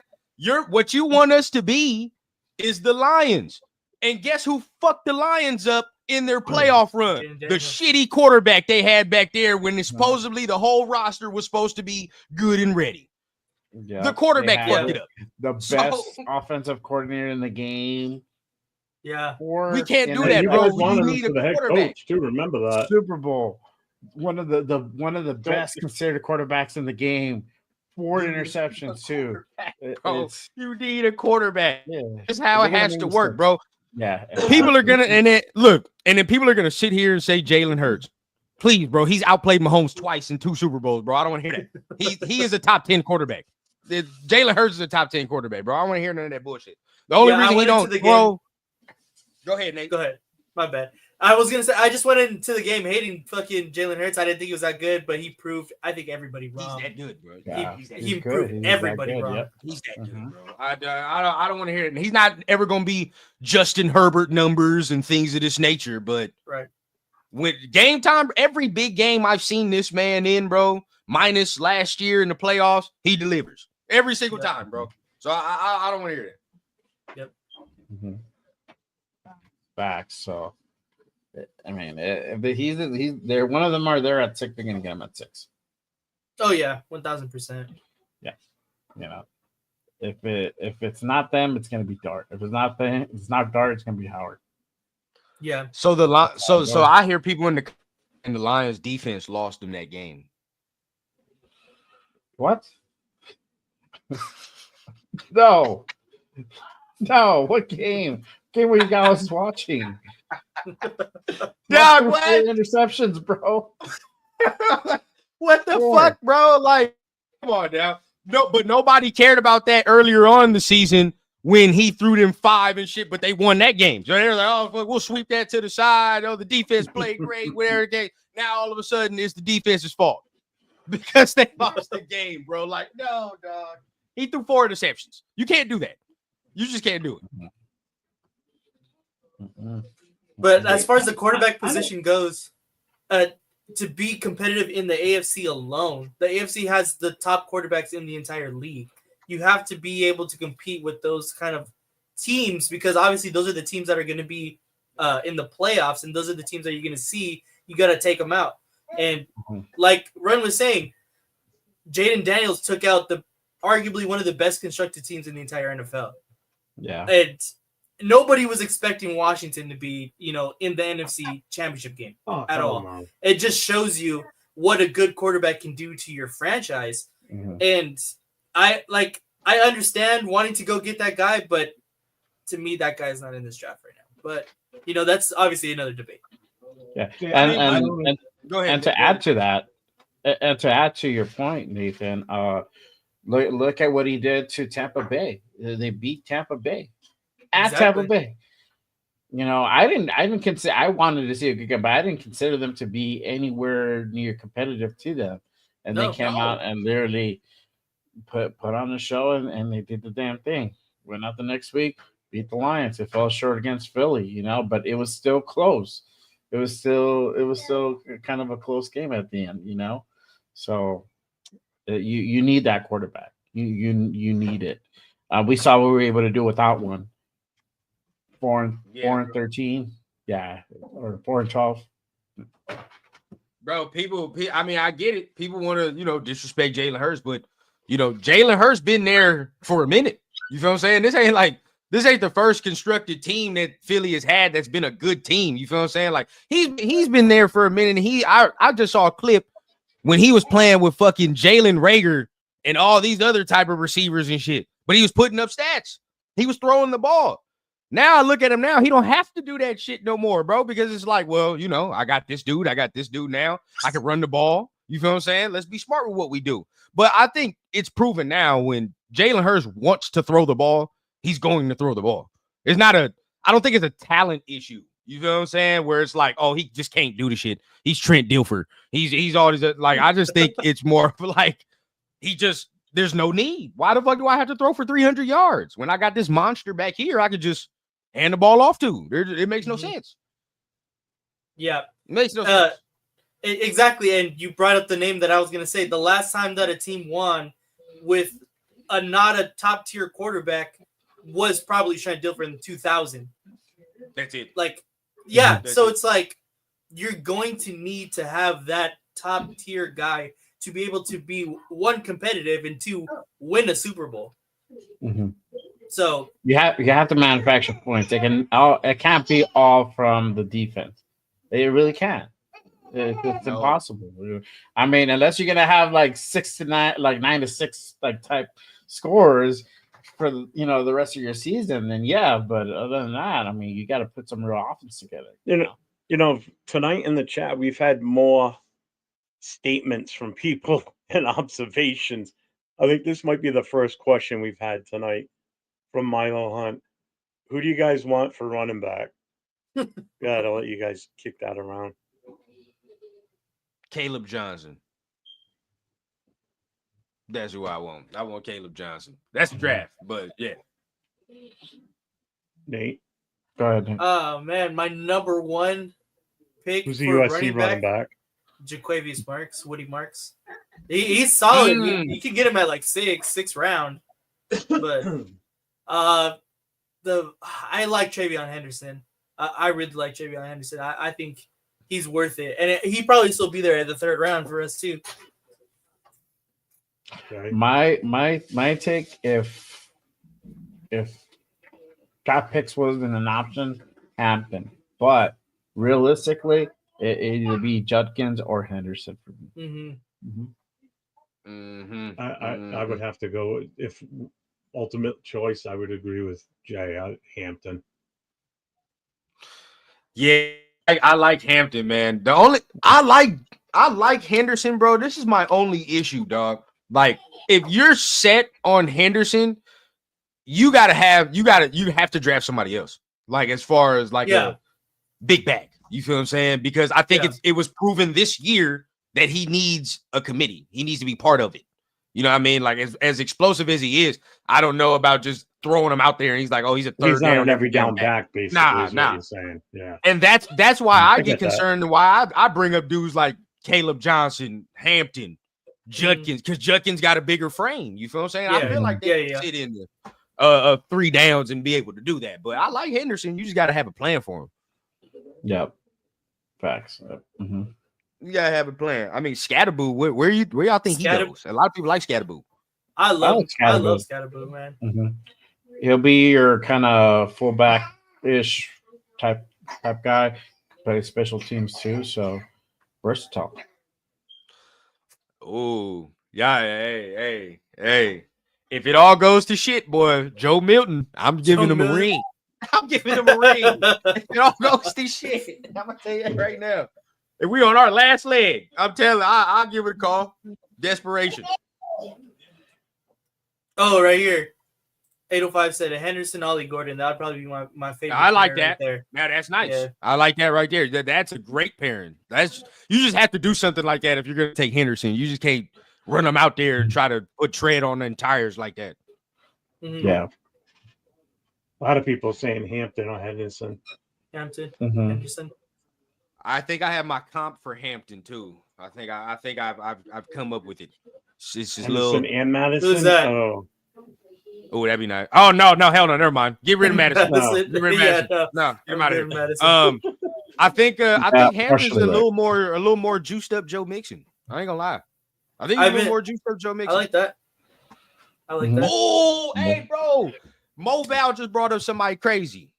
If y'all don't know Khalil Mullings from Michigan, Oh, Michigan. that motherfucker right there, bro. 6'2", 220. The way he moves, you wouldn't even think he was that big, bro. I like him right there. He torched like SC him. this year. What's his sizes? 6'2", 220, 225, Yeah. 225. So that's He- pushing he's like crazy. Derrick Henry size, right? Bro, he's no, Derrick Henry a little bit bigger than that. Yeah, Kennedy's like 6'5". Is Derrick he 6'5"? Derrick Henry's, I know he's Yeah. big. Henry's a monster. But Mulling is nice. He'd be another Mulling is guy nice. that nobody talks about. You know, you Yeah. can get late round. If you want to take Henderson, go ahead and give me a Khalil Mulling. I'll be straight, bro. Yeah. I may work with Might that. be a dark horse. I really like Caleb Johnson, dog. I really think we can get him too. But let me see who I like Caleb Johnson. If he goes undrafted, there's some dudes that might go undrafted with the running backs. We might be able to scoop. Yeah, like I like a guy out of UCF, Harvey. Kanye Roberts. Oh, Harvey. Oh, That's Kanye. his name. Harvey. It is Harvey. I was thinking of Harvey. Harvey, but yes, I like Harvey. yes. I've seen people talk about Jordan James. Linebacker. Bro, that he don't move the way you think a 6'2" dude should move. I'm not even gonna lie to you, bro. Like I didn't even think he was that big. One of these days, I'll get some clips, man. I'll bring some clips. We Bro. start looking at some things, bro. Just watch Khalil Mullings versus fucking USC this past year. Hey, bro. fucking torched That's him, where bro. I got hip. I was like, who the Bro, fuck yeah. is this dude, bro? Bro, Yeah, he he torched him, killed it. dude. Ohio State too. He killed Ohio State too. Yeah, this he year. did. Yeah. So I mean, and with Because- no Look passing at this game. fool. Look at this fool posting this. Look at this guy. Oh, man. I'm Goddamn dead. Australians. Stone Ages. I like Yeah, because he Hampton, wasn't even supposed to be the feature back in Michigan this year. It was supposed to be fucking what's his name? He's on Edwards. the cover. Edwards. Yeah, and Donovan he's coming Edwards. out too. Yeah, he's coming Donovan out this Edwards, year yeah. too. But I like Mullings better. Mullings got more juice. Yeah, Yeah, he got more juice Mullings. to him. Yes. Nah. I Jay can't Gunn spend the and 9 on Najee Harris, dog. I can't do it. I'll tell you, when you said it the other day about Graham being available, I didn't even realize he was out there as a free agent this season. Yeah, Who? I like him. Mason Graham or from San Fran. I Oh, only know Jordan. about him. Jordan Mason. Jordan Mason. Yeah, Mason, sorry. Yeah. I only know so much about him because I grabbed him on my fantasy. I handcuffed him to CMC, and then I played him all season. I even bent CMC a couple of times to play him instead. So yeah, he was working, bro. I like the Yeah, kid. The kid. he was. Yeah. He was played, nice. man. He was putting in some work, bro. I like it. Oh, Rick, you might have came with something right there. I ain't gonna lie. He That's talking a about meal. Jonathan Taylor for Caleb Johnson. He might be right. He might actually be Yeah. right. Oh, this one. I've seen that comparison before. Yeah, he might actually be I like right. that. That shit, yeah, that's now. Devin Neal, 805 coming with some shit, bro. Devin Neal killed Devin Colorado this year when I watched that game, bro. He He fucking did. murdered. Yes. Yeah, he tore Oh. him to pieces. He was going to work, bro. I like Devin Neal too. I do like Devin Neal. See, there's so many, bro. We didn't brought up like There's a damn near lot. 10, 15 names That's right what I now, mean. dog. When's the That's- last time you were Exactly. able to do that deep into the draft too? Because that you're talking third, fourth round guys here now. Right.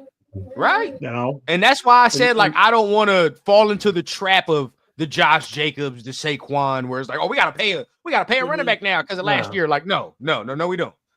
Draft one. We just didn't draft the right ones last year. We just, like if we didn't give it what we were supposed to do, bro, then we would have been straight. But Here we are. We got another chance. We got another chance. Hampton. Oh, Hampton and Neal is my combination. That's nice. Rick. Yeah, that's work right there, Rick. bad. Yeah, I fuck with that, good. man. I like that. If I had to put one, bro, I still like Neal. I'm starting to get to that DJ Giddens, bro. I'm really starting to get into this DJ Giddens. He's not bad. He ain't bad either. So I got to bring this up because I saw this came out yesterday. Samson from Neal. Yep. Shit, bro. And I kind of got a bad feeling. I got a bad feeling about this one. Did you see what the that there's going to be a game in Brazil again next year?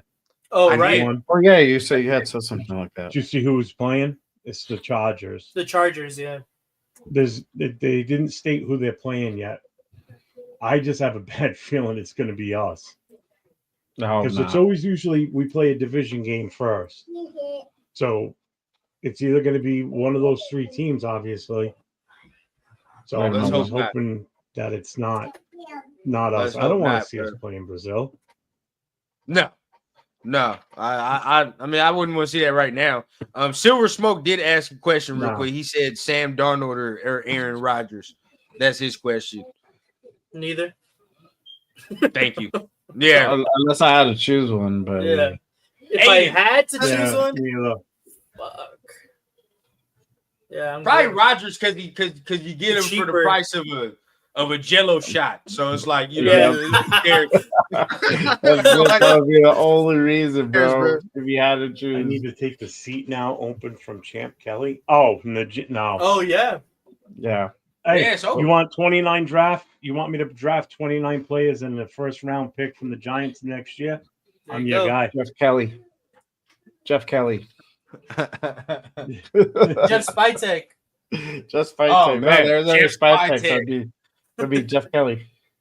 See, Raider Nation 510. Why do you think we can't draft two running backs? We can easily draft two quarterbacks in this draft. Easy. Shit, we could probably get three. There's so many of them.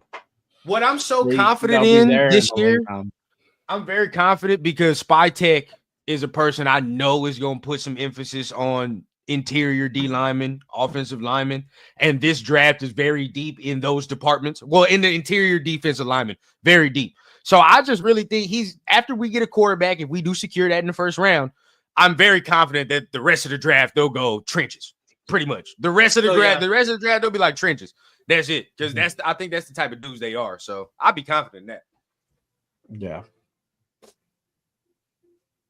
Oh yeah, is nice. Yeah.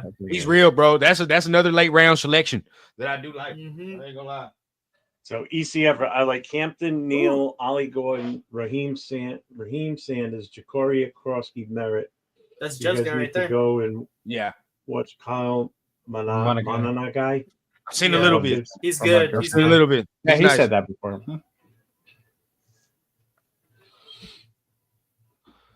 805. This one, I agree with you 100%, bro. I don't get that vibe from Najee Harris, bro. I don't. I don't have that. He's gonna get this bread, and all of a sudden he's gonna turn into a different back. Because again, right? This is just me talking, and this is for fans as well. Now, as far as regimes, it is what it is. I don't think Najee Harris is as good as a running back as Josh Jacobs. I wouldn't have paid Josh Jacobs no $9-something million. So why would I pay Najee Harris some $9-point-something million for a less talented running back? It just don't make no sense to me. Yeah. So I wouldn't do that. I wouldn't do that. I agree with that, bro. Najee, I don't like Najee. They talking about he might go to the Chargers. Nate, you want me to bring this up?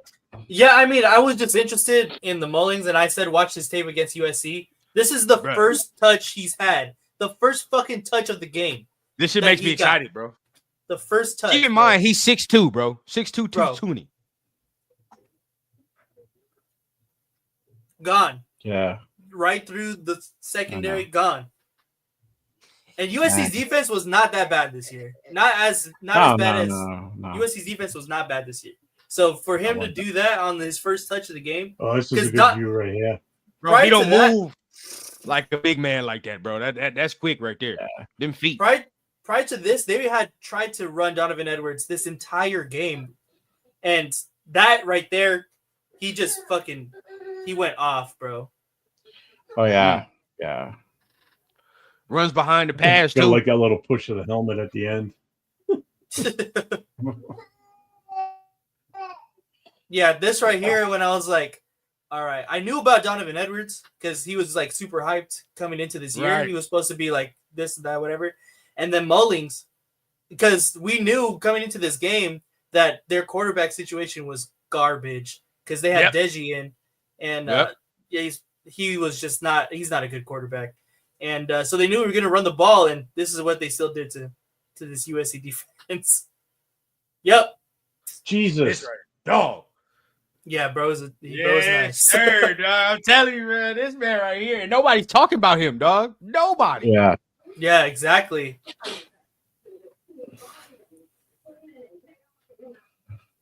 Look at that. Dang. Yeah. Look at that. Fuck off. Good me. Lord. Fuck off You me. know what though? He never stops, man. His legs were fucking pumping the whole time. Yep. That's the power right Exactly. there. That's that power. Mhm. Somebody's gonna get a steal with this dude. I ain't gonna lie, bro. Somebody gonna get him in the later rounds and get a steal. Agreed. Yeah, it could potentially happen for sure. Hope it's us. Ooh, Facts. nice. All right, I'm sold on that kid. Yeah, No, it's bro. one game, He was but- nice, bro. Now I know I've seen Yeah. people talking about Aaron Jones, but Aaron Jones gets hurt too much for my liking. Mm. He gets injured a little bit too much for me. Yeah, Oh, don't he you worry is- about that, 805. We're gonna cut that judiciously. As soon as we get off here, dispute. I know. Fucking Jeff. You already know what time it is, baby. Yeah, Aaron Jones just gets a little bit too injured, bro. That shit would scare me, bro. Trying to give him some I've money. never been in on the whole Aaron Jones thing.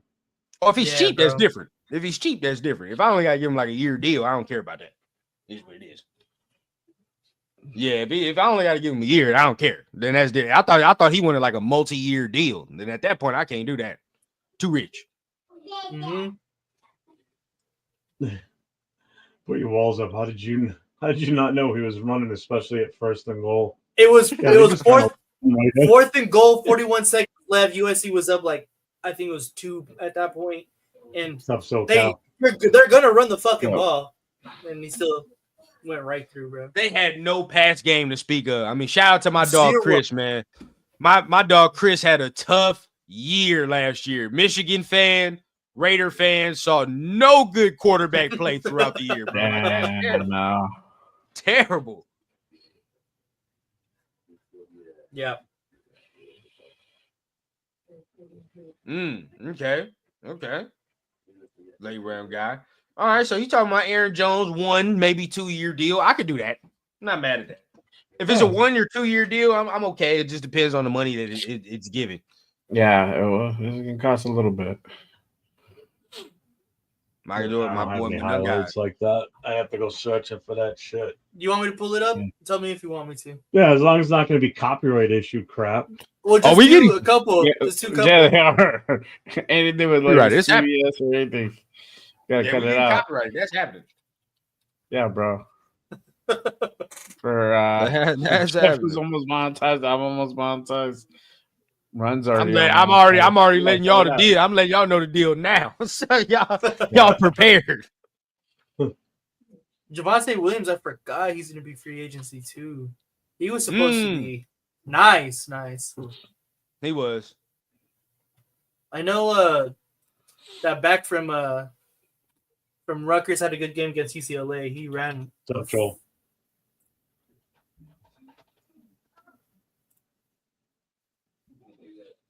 Mhm. Yeah.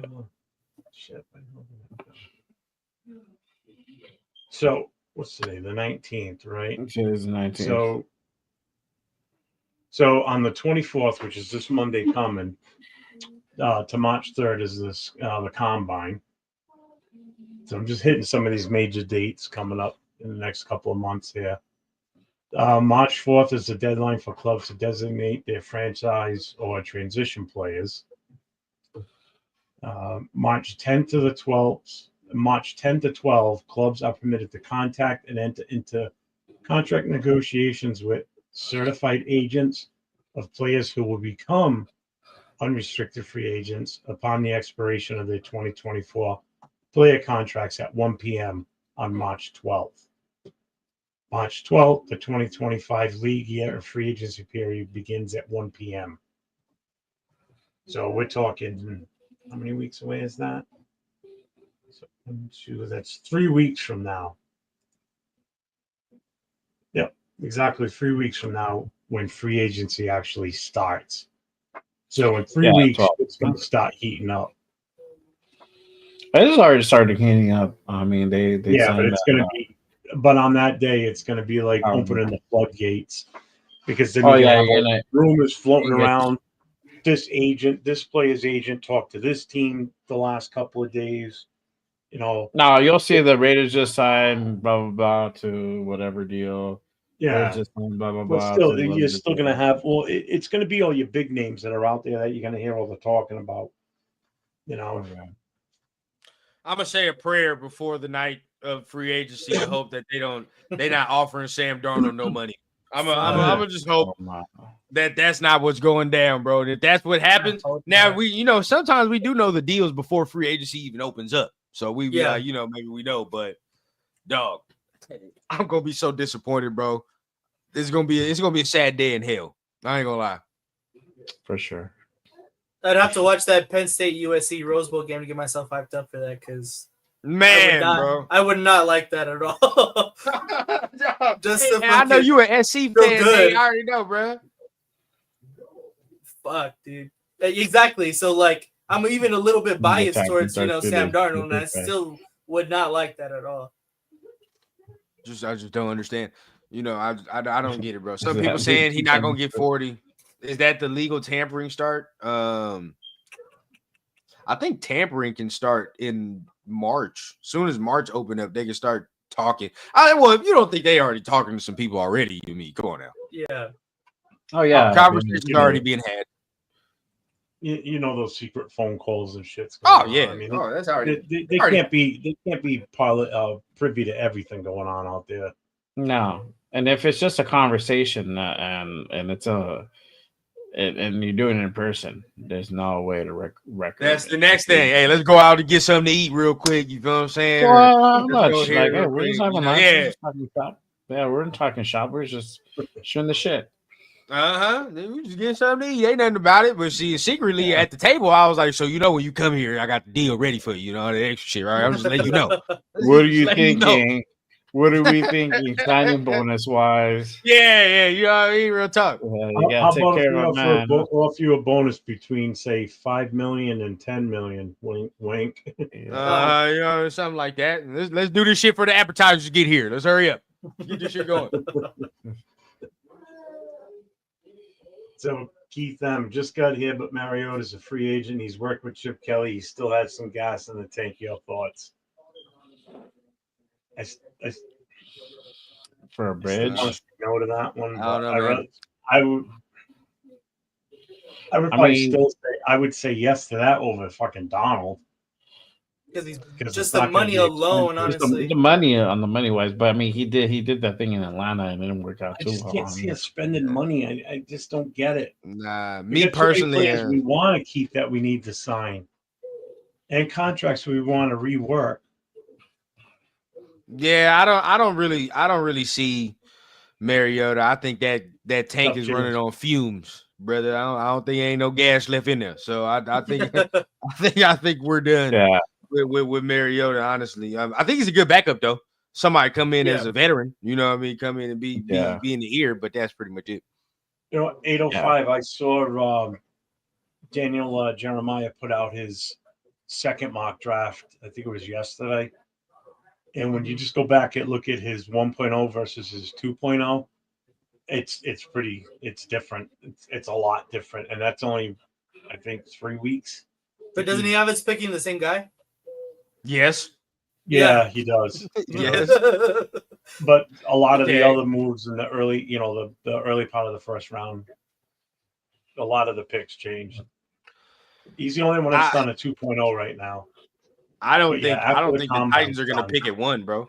I have a sneaky suspicion that the Titans are really going to trade out of that pick. I don't know if it's going to be us, but I can see I've the already, Jets moving up to go get that. I didn't heard that already. I didn't seen that. And if that, bro, I'll be pissed. I ain't gonna lie, bro. I'm gonna be mad as fuck if they do that and one of them quarterback hits for them. I'm gonna be pissed because they got just as bad luck as we do, and they decided to check nuts and go up and do it. So why the fuck can't we do that? It just don't make no sense, bro. Yeah, I can totally see the Jets moving up to go get that one spot for whoever their guy is. I mean, Cam right now is obviously projected to be one, but yeah, I can totally see if he goes one, bro, that's straight for him too. But at the end of the day, bro, it just be the simplicity of them just making the move. You feel what I'm saying? Yeah. Like all of us are not all of us, but most of us be scared to even just make the move. Nah, bro. If you like one of them dudes, you got to do it. There you go. So this was the mock draft that the 2.0 one he did. What the hell? Where did it go? Knew about Abdul. That's easy. Yeah.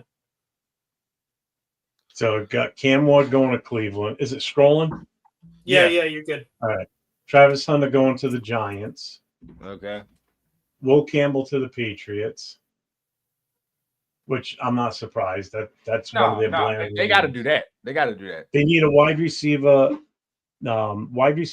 and defensive end and or offensive tackle. Mason Graham going to Jacksonville. And then us taking shit door.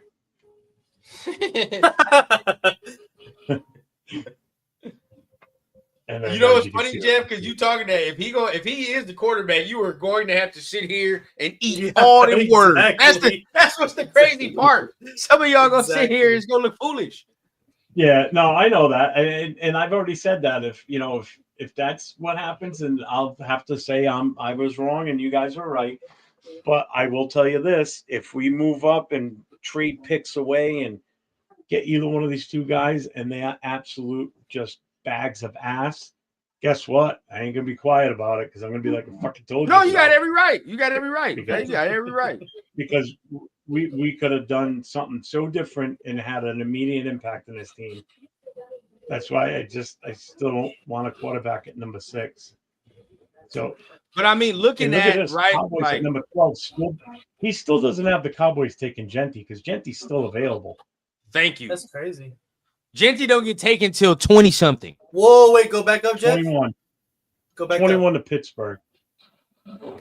T-Mac goes at number 19. Wow, that's late as fuck for. And Zabel going in the first at 18 is crazy. Nah, Zabel's nice as fuck though. He's nice as fuck. Yeah, but I didn't expect him to go that high. Yeah, now Jade Barron's another guy I like, but that Kenneth Grant was a guy that I thought if we traded back, that'd be a guy I'd be interested in because we're losing Jenkins probably.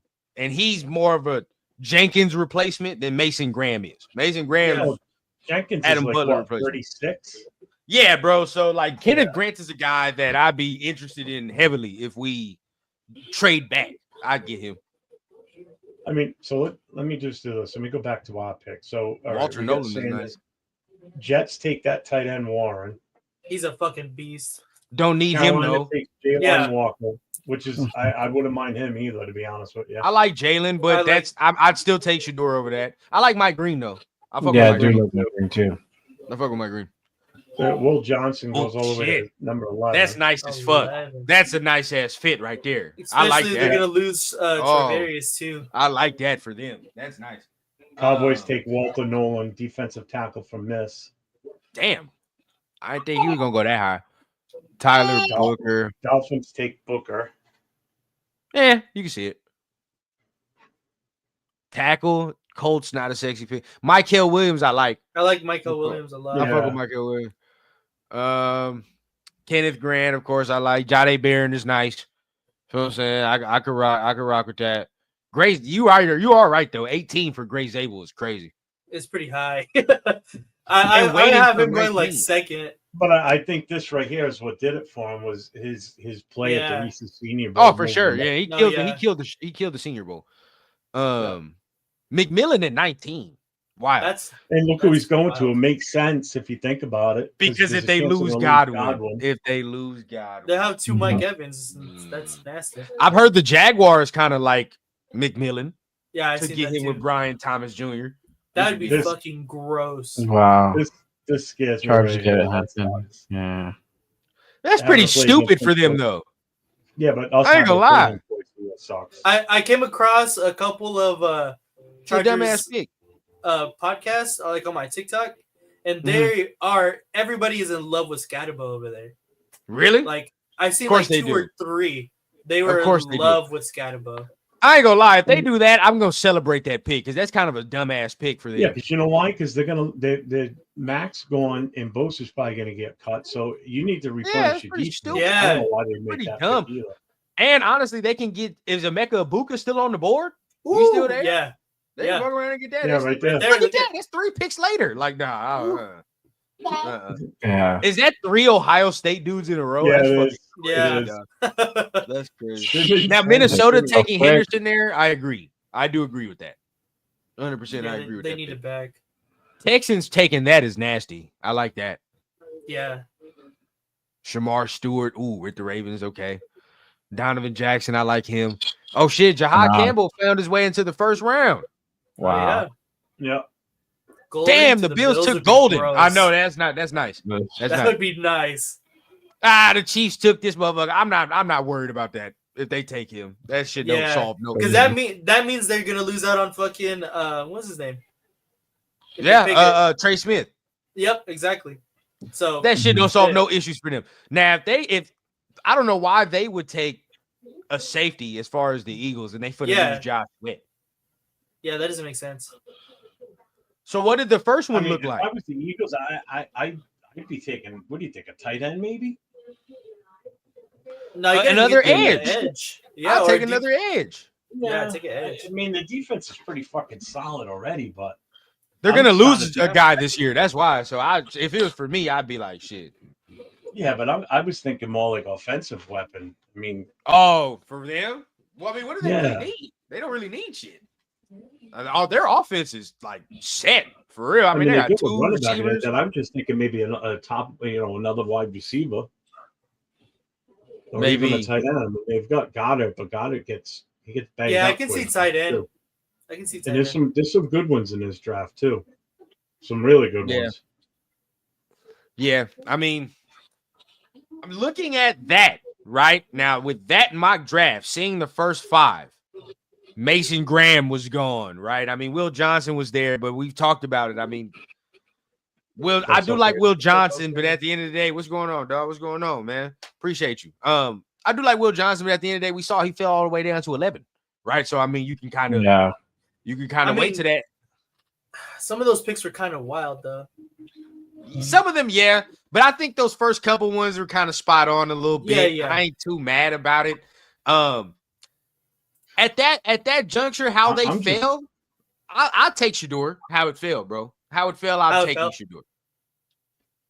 Yeah, Just- I think you based have off to. how it is, bro. Like, I mean, Mason Graham would be my next best pick for me, and he's gone, right? So it's like, and if Walter. we can't trade back, Walter Nolan, yeah, I would like him, but too high, too rich at 6. I can't Better take him than at 6. Graham? That's insane, though. I don't Oh think that's- no! Stop. That's Graham. crazy. Graham is on a tier of his own. He's on a tier of his own. There's another. Nolan is a little bit he's below that, but he not fucking with Graham. I'm gonna tell you that right now. According to them, that's what he said. According to them, He I said- got you. To My bad, Daniel my bad. Jeremiah and them, which I completely disagree. Dog. That Mason Graham is a fucking monster, animal. But see, and sometimes you gotta. This is the thing. You can look at NFL grades, but we can't go off just NFL grades. You gotta have our own grading system. You feel me? Like our own grade. Yeah. I don't know about y'all, bro, but fuck no, he's not in that same league, bro. And if NFL people are saying that, I'm not. You can disagree. It's okay to disagree with some of the times they say. See, and this is why I agree with 805 too, because I just don't think either one of these quarterbacks at number 6 is a valued pick. that Yeah. high in the draft in the first round. When you could end up with somebody like a Mason Graham, that's going to be an immediate impact player. It's going to walk into that facility and he knows he's starting right away because he's that good. But again, right? Shador's But again, you're not going to see Shador play next season. based off how it fell, that's what you got to do, right? Like that's low key. That's low key the pick because I mean if he's there, I see us taking him. I see the team saying yes, we're taking him. I get it, but I don't want to see us move up and waste draft picks to get Oh him. no, I mean, because again, Mason Graham is gone, and then you look at all the other picks that were after that. None of the other picks after that kind of, scream like they are the first 5, right? Like Mason Graham, Travis Hunter, or Abdul Carter. It's not that. So I think I'd be fine if it went down like that. Raider Paul wants us. Let me make sure, dog. Are you saying take Will Howard at number 6? Is that what you're telling us? Or 6th round. Or 6th round? Yeah, which one? He put number 6. I don't know. His comment earlier. He said number 6 overall. Yeah, clarify. That's some JT the Brick shit. Just take Darn 6. Just take it. If you like him, just take that 6. No, real talk, bro. Like, come on, dog. It's not the same shit. We already know there are levels to this now, but we want to clarify, Paul, because I don't want to just put it out there, and that's not what you mean. Do you mean take him at 6 overall, or do you mean? Oh no, he just doubled down. He means 6 overall. Jesus Christ. No, you can't do that, bro. You can't do that. That gets motherfuckers fired. That gets people fired. Not when you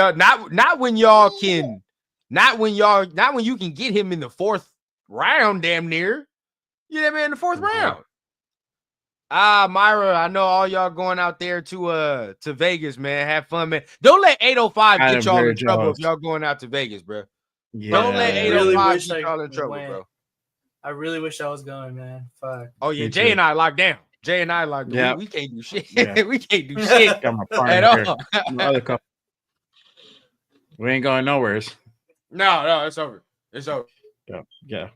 But we'll be watching, and I'll be hating secretly. Facts. Especially you, Leo. Facts. My boy said if Spy Tech pick Howard at 6 overall, he'd be fired before round 2. Yeah, like, what? Come on, bro. He'll be like, I thought you were better than that.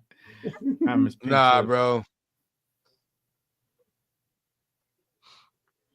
Right there, nah. I don't know about that.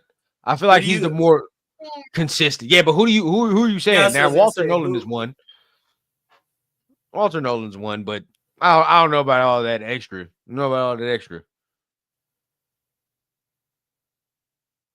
I still don't think Bo Nix is good. I mean, you can stand on that all you want, bro. I don't think Bo Nix is good. I just think he went to the best situation that he could possibly go to. Yep. What's up, Jared? Pretty much it, bro. Best coach. That made sense for him.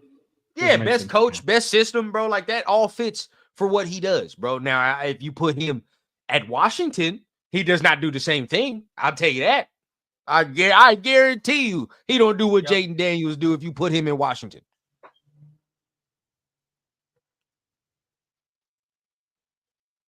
I watched so many games this year, bro. It's not even funny. Hey, bro, Raider Paul watch every single snap game there could be, bro. Raider Paul know it all, man. No, that is true, bro. Chris is a demon. Y'all gotta watch out. Damn. Salute to my guy. Will Howard in the 3rd. Yeah, I could do that. Yep. So I want to see Mason Graham go against Creed Humphrey. Twice, yeah, both former wrestlers, and Creed went to high school with my kids. Strong, bro. Hey, Mason gets it in, bro. So basically, the playoff and then a couple extra games. Like, okay. The playoffs. I mean, I understand, right? Like, and that's it was because honestly, bro, to be honest with you, before the playoffs, I didn't give a fuck about Will Howard. Nobody cared. I didn't care. But that bumped him up to at least QB4, maybe 3. If he has a good combine, right? Like if he has a good combine, then it is what it is.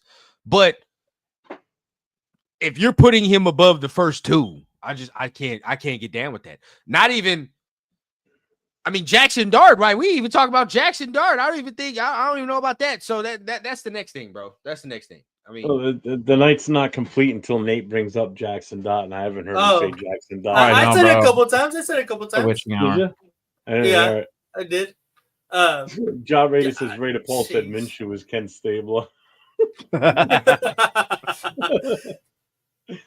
now your boy got some competition for QB3 apparently, Nate, when we talking about Jackson Dart, because now everybody like that Tyler Shook apparently now. Oh yeah, Everybody like that Tyler Shook. Yeah. Which I mean, I see, we watched a little bit and I've seen some more tape. He got some shit to him. He do, but I want to see some more at the combine for sure. Yeah. I mean, I think you mean that Howard has, that competition at QB3 because Jackson Dart is 2A right now. yeah. If you want to say he 2A, you can put it right there. You can put it right there. I'll say, I don't think I'd take him at 6 though.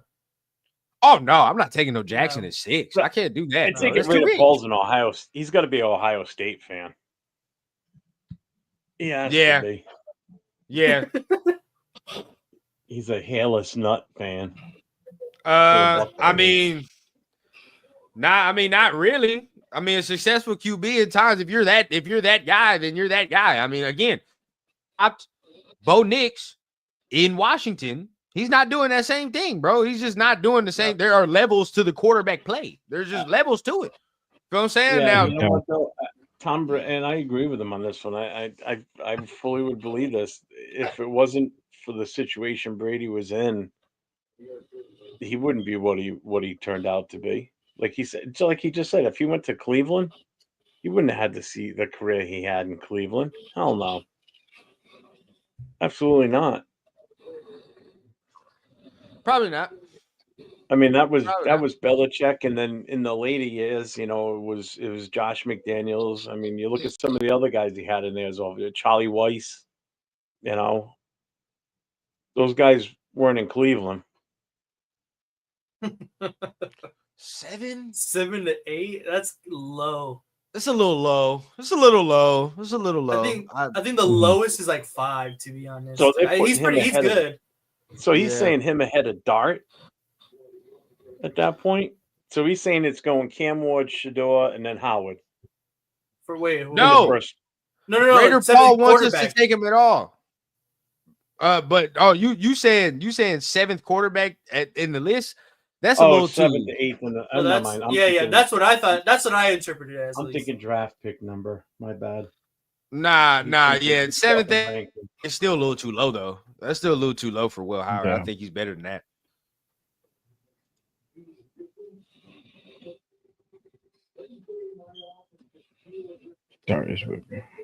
Ready? He's supposed to. There was something coming out with this where he actually sits down and explains why he didn't play the second half of that game.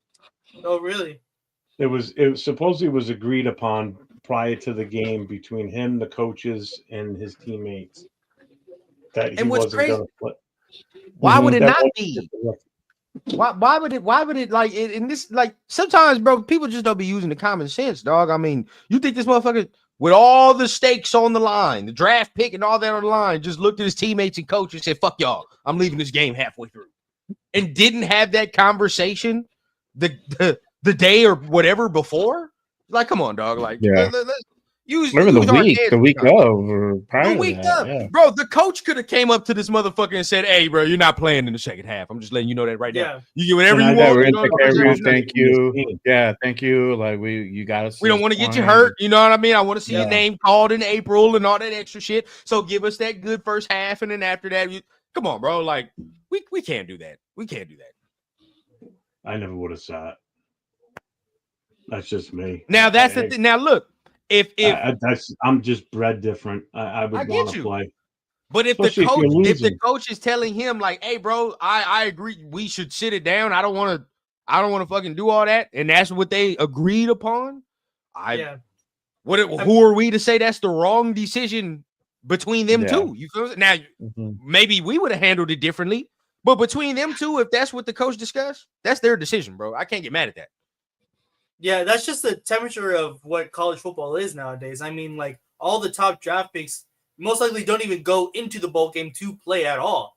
So it's like, to me, it's honestly the fact that he played at all is him saying that he wants to play to finish out his career, because that's what Travis and Shedeur said they wanted to do. That's why they played in their bowl game.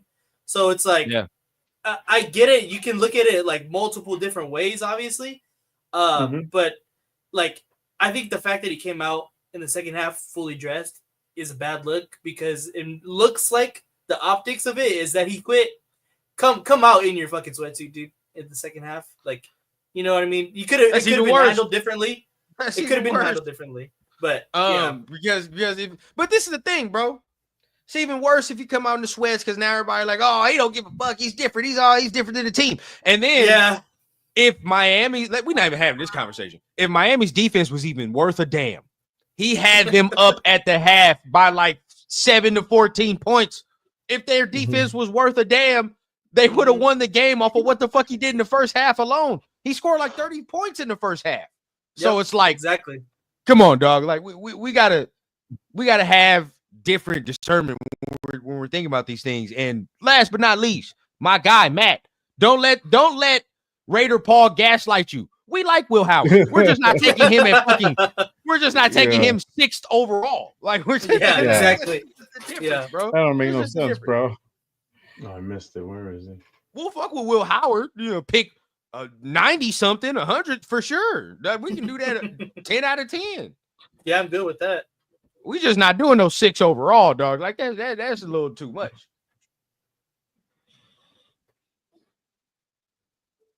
Some players ain't even going to the combine. That is true. Yeah, exactly. Yeah. That is true. Some players not even go. I want to see if Shedeur.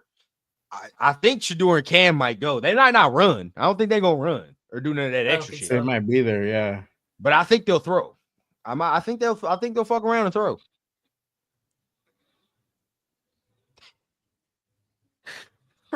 Raider Paul says he played football. What position did you play? Long snapper don't count either. We can't fuck around and do these things, bro. I mean, I understand sometimes they say they play football and shit, but if it's left bench and you got to come in when so and so got hurt, that shit don't count either. We got to do some different things. D end. So D end was the listed position, but really you played left guard on the field goal block. So I got you. I understand. I know what you did. I get you. The end of the bench. I get you. Just busted. As Juicy said, played fucking ass back. Get your ass back. All right now, Paul. All right now, we up. All right, we up right now, Paul.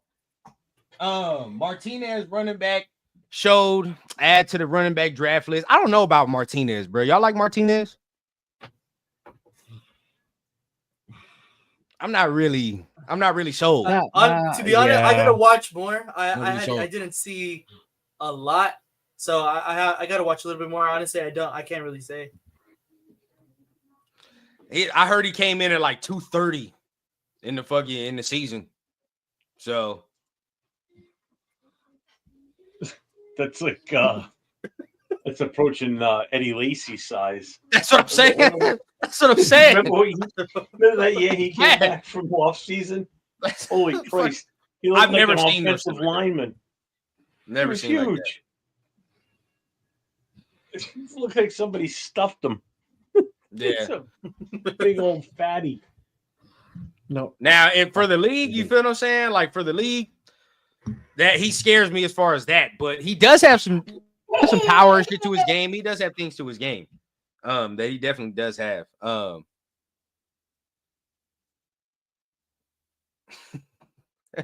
805 be trolling. Watch all this QB talk. Oh, no, Raider Pete is right though. Raider Pete is right. Watch all this QB talk and we go running back or wide receiver when the right thing to do is draft best defensive playmaker available. Yeah. Yeah. If we go, bro, if we draft Genty, bro, I gotta take some time off. Jeez. You need some time to Oh, recover. Yeah. I need some time off, bro. Fuck. I need some time off, though. I can't do that. I've been saying no to him for the longest time. I don't want a guy that's already got so many carries in his system. I mean, Jesus Christ, he's already been beat to shit. For sure. You know, sure. I don't want a running back to have to run 30 plus times a game. That, you know what that means? That means your team's not balanced. That's what that is.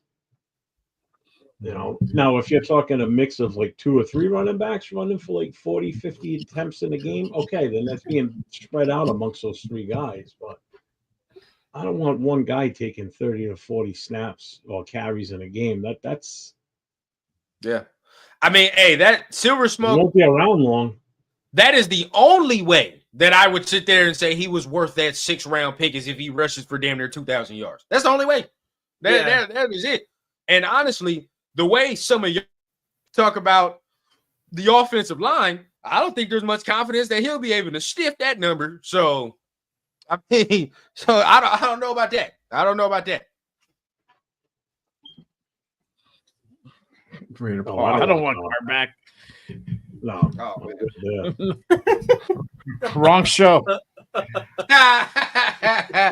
Wrong show. Wrong show. No. Oh yeah, didn't one of y'all say that the Chargers wanted Cam Scatterbo? Yeah. One of y'all did say that. Yeah. Oh yeah, can't. I mean, that would be scary. I ain't gonna lie. That would be a little scary. Will be a little scary. I think that'd be kind of nice. I'm not gonna lie. Yeah, that's good for them. That's good for them right there. But Fuck them. your boy Fuck got to them. get on out of here. I got daddy duties. I got to go ahead and take care of. I'm getting Same. screamed at right now. Yeah, I think I'm we're calling getting it a screened night. Yeah, Wow, I'm cool with it. yeah. Yeah. I'm like struggling over here, holding the phone. Hey, bro, I hear you over there, bro. I already know what time it is with you. Rundown. What do you got coming up? Anything? So we planning some shows out. I'm definitely gonna get 805 probably next week. Y'all gonna be slizzard this week, so I'm not even gonna get you 805 this week. We're gonna go ahead and shoot for next week, do some quarterback stuff. But I'm getting more into some draft content. You know what I mean? Just talking about what we can do as far as going into the draft, as far as later round stuff, because we all talk about the early round. So who we can get early round or later rounds, free agents wise as well. Who maybe we can look at that might not be top names, but some names like that. So definitely want to get some of y'all on the show solo wise as well when I start talking about these things. But just keep your notifications on, man. You know me, I just go at random times, man. So just keep your notifications on. We'll keep it popping how we do. Yep, no problem. And yeah, I do want Jackson Dot, but I took a cue from my guy, Elevator 10. He got me turned down to Jackson Dot real early in the season, so Yes, sir. I'm up on him for sure. I had him as my dark horse Heisman candidate, and I mean that looked pretty nice earlier this year, but he almost got there. They had a better team. Yeah. Jay, what do you got coming on soon? Probably I'll let you know probably by tomorrow or maybe Friday. Good Morning Raiders. That's on Saturdays, 10 a.m. Pacific. So I'll let you know. I got baby Jace here. So my son Nicholas Max is here now in the world. So our newest addition to the Raider family. Yeah, we got 2 new babies in the group now. Our luck is gonna skyrocket, bro. It's gonna be good. I'm telling you, it's gonna be all good luck. Hell yeah! Sure. You gotta get the babies on screen. That attracts the ladies, and they'll watch. For sure. Congratulations, brother. By the way, man. Congrats to both of you guys. That's awesome. Appreciate it. Yeah. So just getting used to the new schedule. It's been about a little over a year. So handling two babies is a little bit tricky. So just getting that once we get that kind of figured out. Yeah, once we get that figured out, I'll let you know. But most likely the following week for sure. Following week we're doing a regular schedule, Mondays, Wednesdays, of course, and then Saturday. The following Saturday, got Chris Protect the Shield Got a big guest the week after that. So you guys make sure you tap in. Dope. What the fuck? Really? Damn. What the fuck did Jeff do? Wow. He I'm is on you dead, bro. today. He's on you today, Jeff. Oh, it's not your- He had to get that out on the way out, bro. Yeah. He had to get that out on the way out. Nate, what do you got going on? Yeah, I mean, if you guys are subscribed, you guys would know that me and Jeff got the Raiders coast to coast tomorrow. So go ahead and make sure to tap in tomorrow, same time, 7 p.m. Pacific. So make sure we'll be talking a lot more about probably some draft stuff, and we always keep invested in the chat. So that's where if you guys want to ask some questions, go ahead and find that out.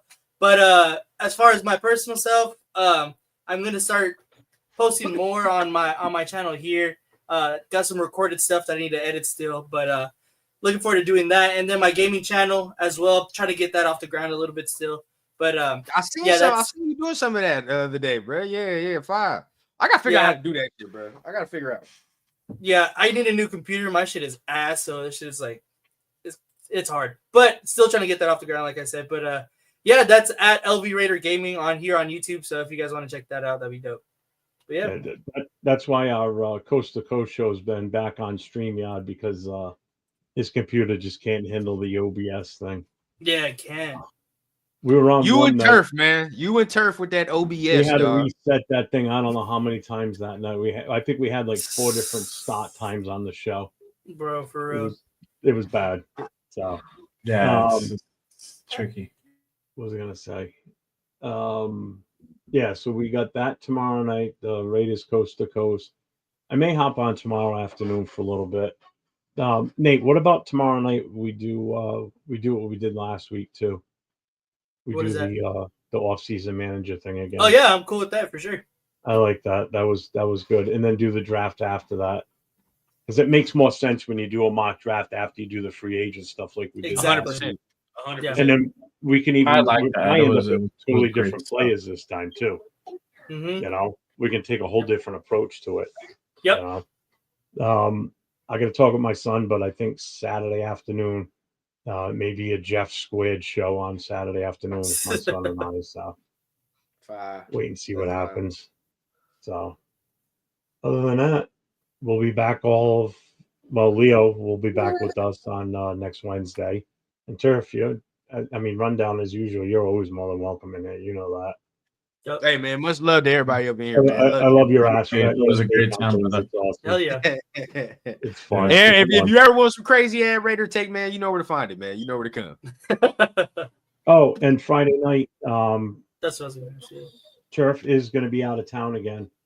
Yeah, he already told me. We talking about it, so we're gonna go ahead. Let's keep it alive. You already know how it goes. Yeah, we'll set it up again for Friday night. He will be on though. He said he'll be settled in wherever he's going. Okay. At a decent time, so he'll be able to hop on with us. So finally, I ain't seen Unc in a minute. My guy Gravy, yeah. I'll let you know, Gravy, for sure. For Saturday. Yep. What's up, brother? Yeah. If I'm able to do one on Saturday morning, which I think I could, because these guys are kind of asleep, it's gonna be me and Gravy. Yeah, right up all stuff. Friday night. Friday night we go on at 9:00 Eastern. So there you check go. It out. I'll put the link. I'll have the link set up by Friday afternoon. And you and Jeff can do it live for sure. I don't know, Jeff. Tomorrow might turn into a USA Canada watch party, bro. I forgot about that. That is on tomorrow night. Yeah. We could just do that too instead. I'm cool. Take a break. We'll figure it out for sure. But I know you guys gotta go. So. Yeah. All right, guys. All right, y'all. Everybody man. have a good evening. Much love to y'all. Y'all be safe tonight, man. Likewise. See you. So, next time. Trees all shake and quiver and quake as he robs them of their gold. The autumn wind is a raider, pillaging just for fun. He'll knock you round and upside down and laugh when he's conquered and won.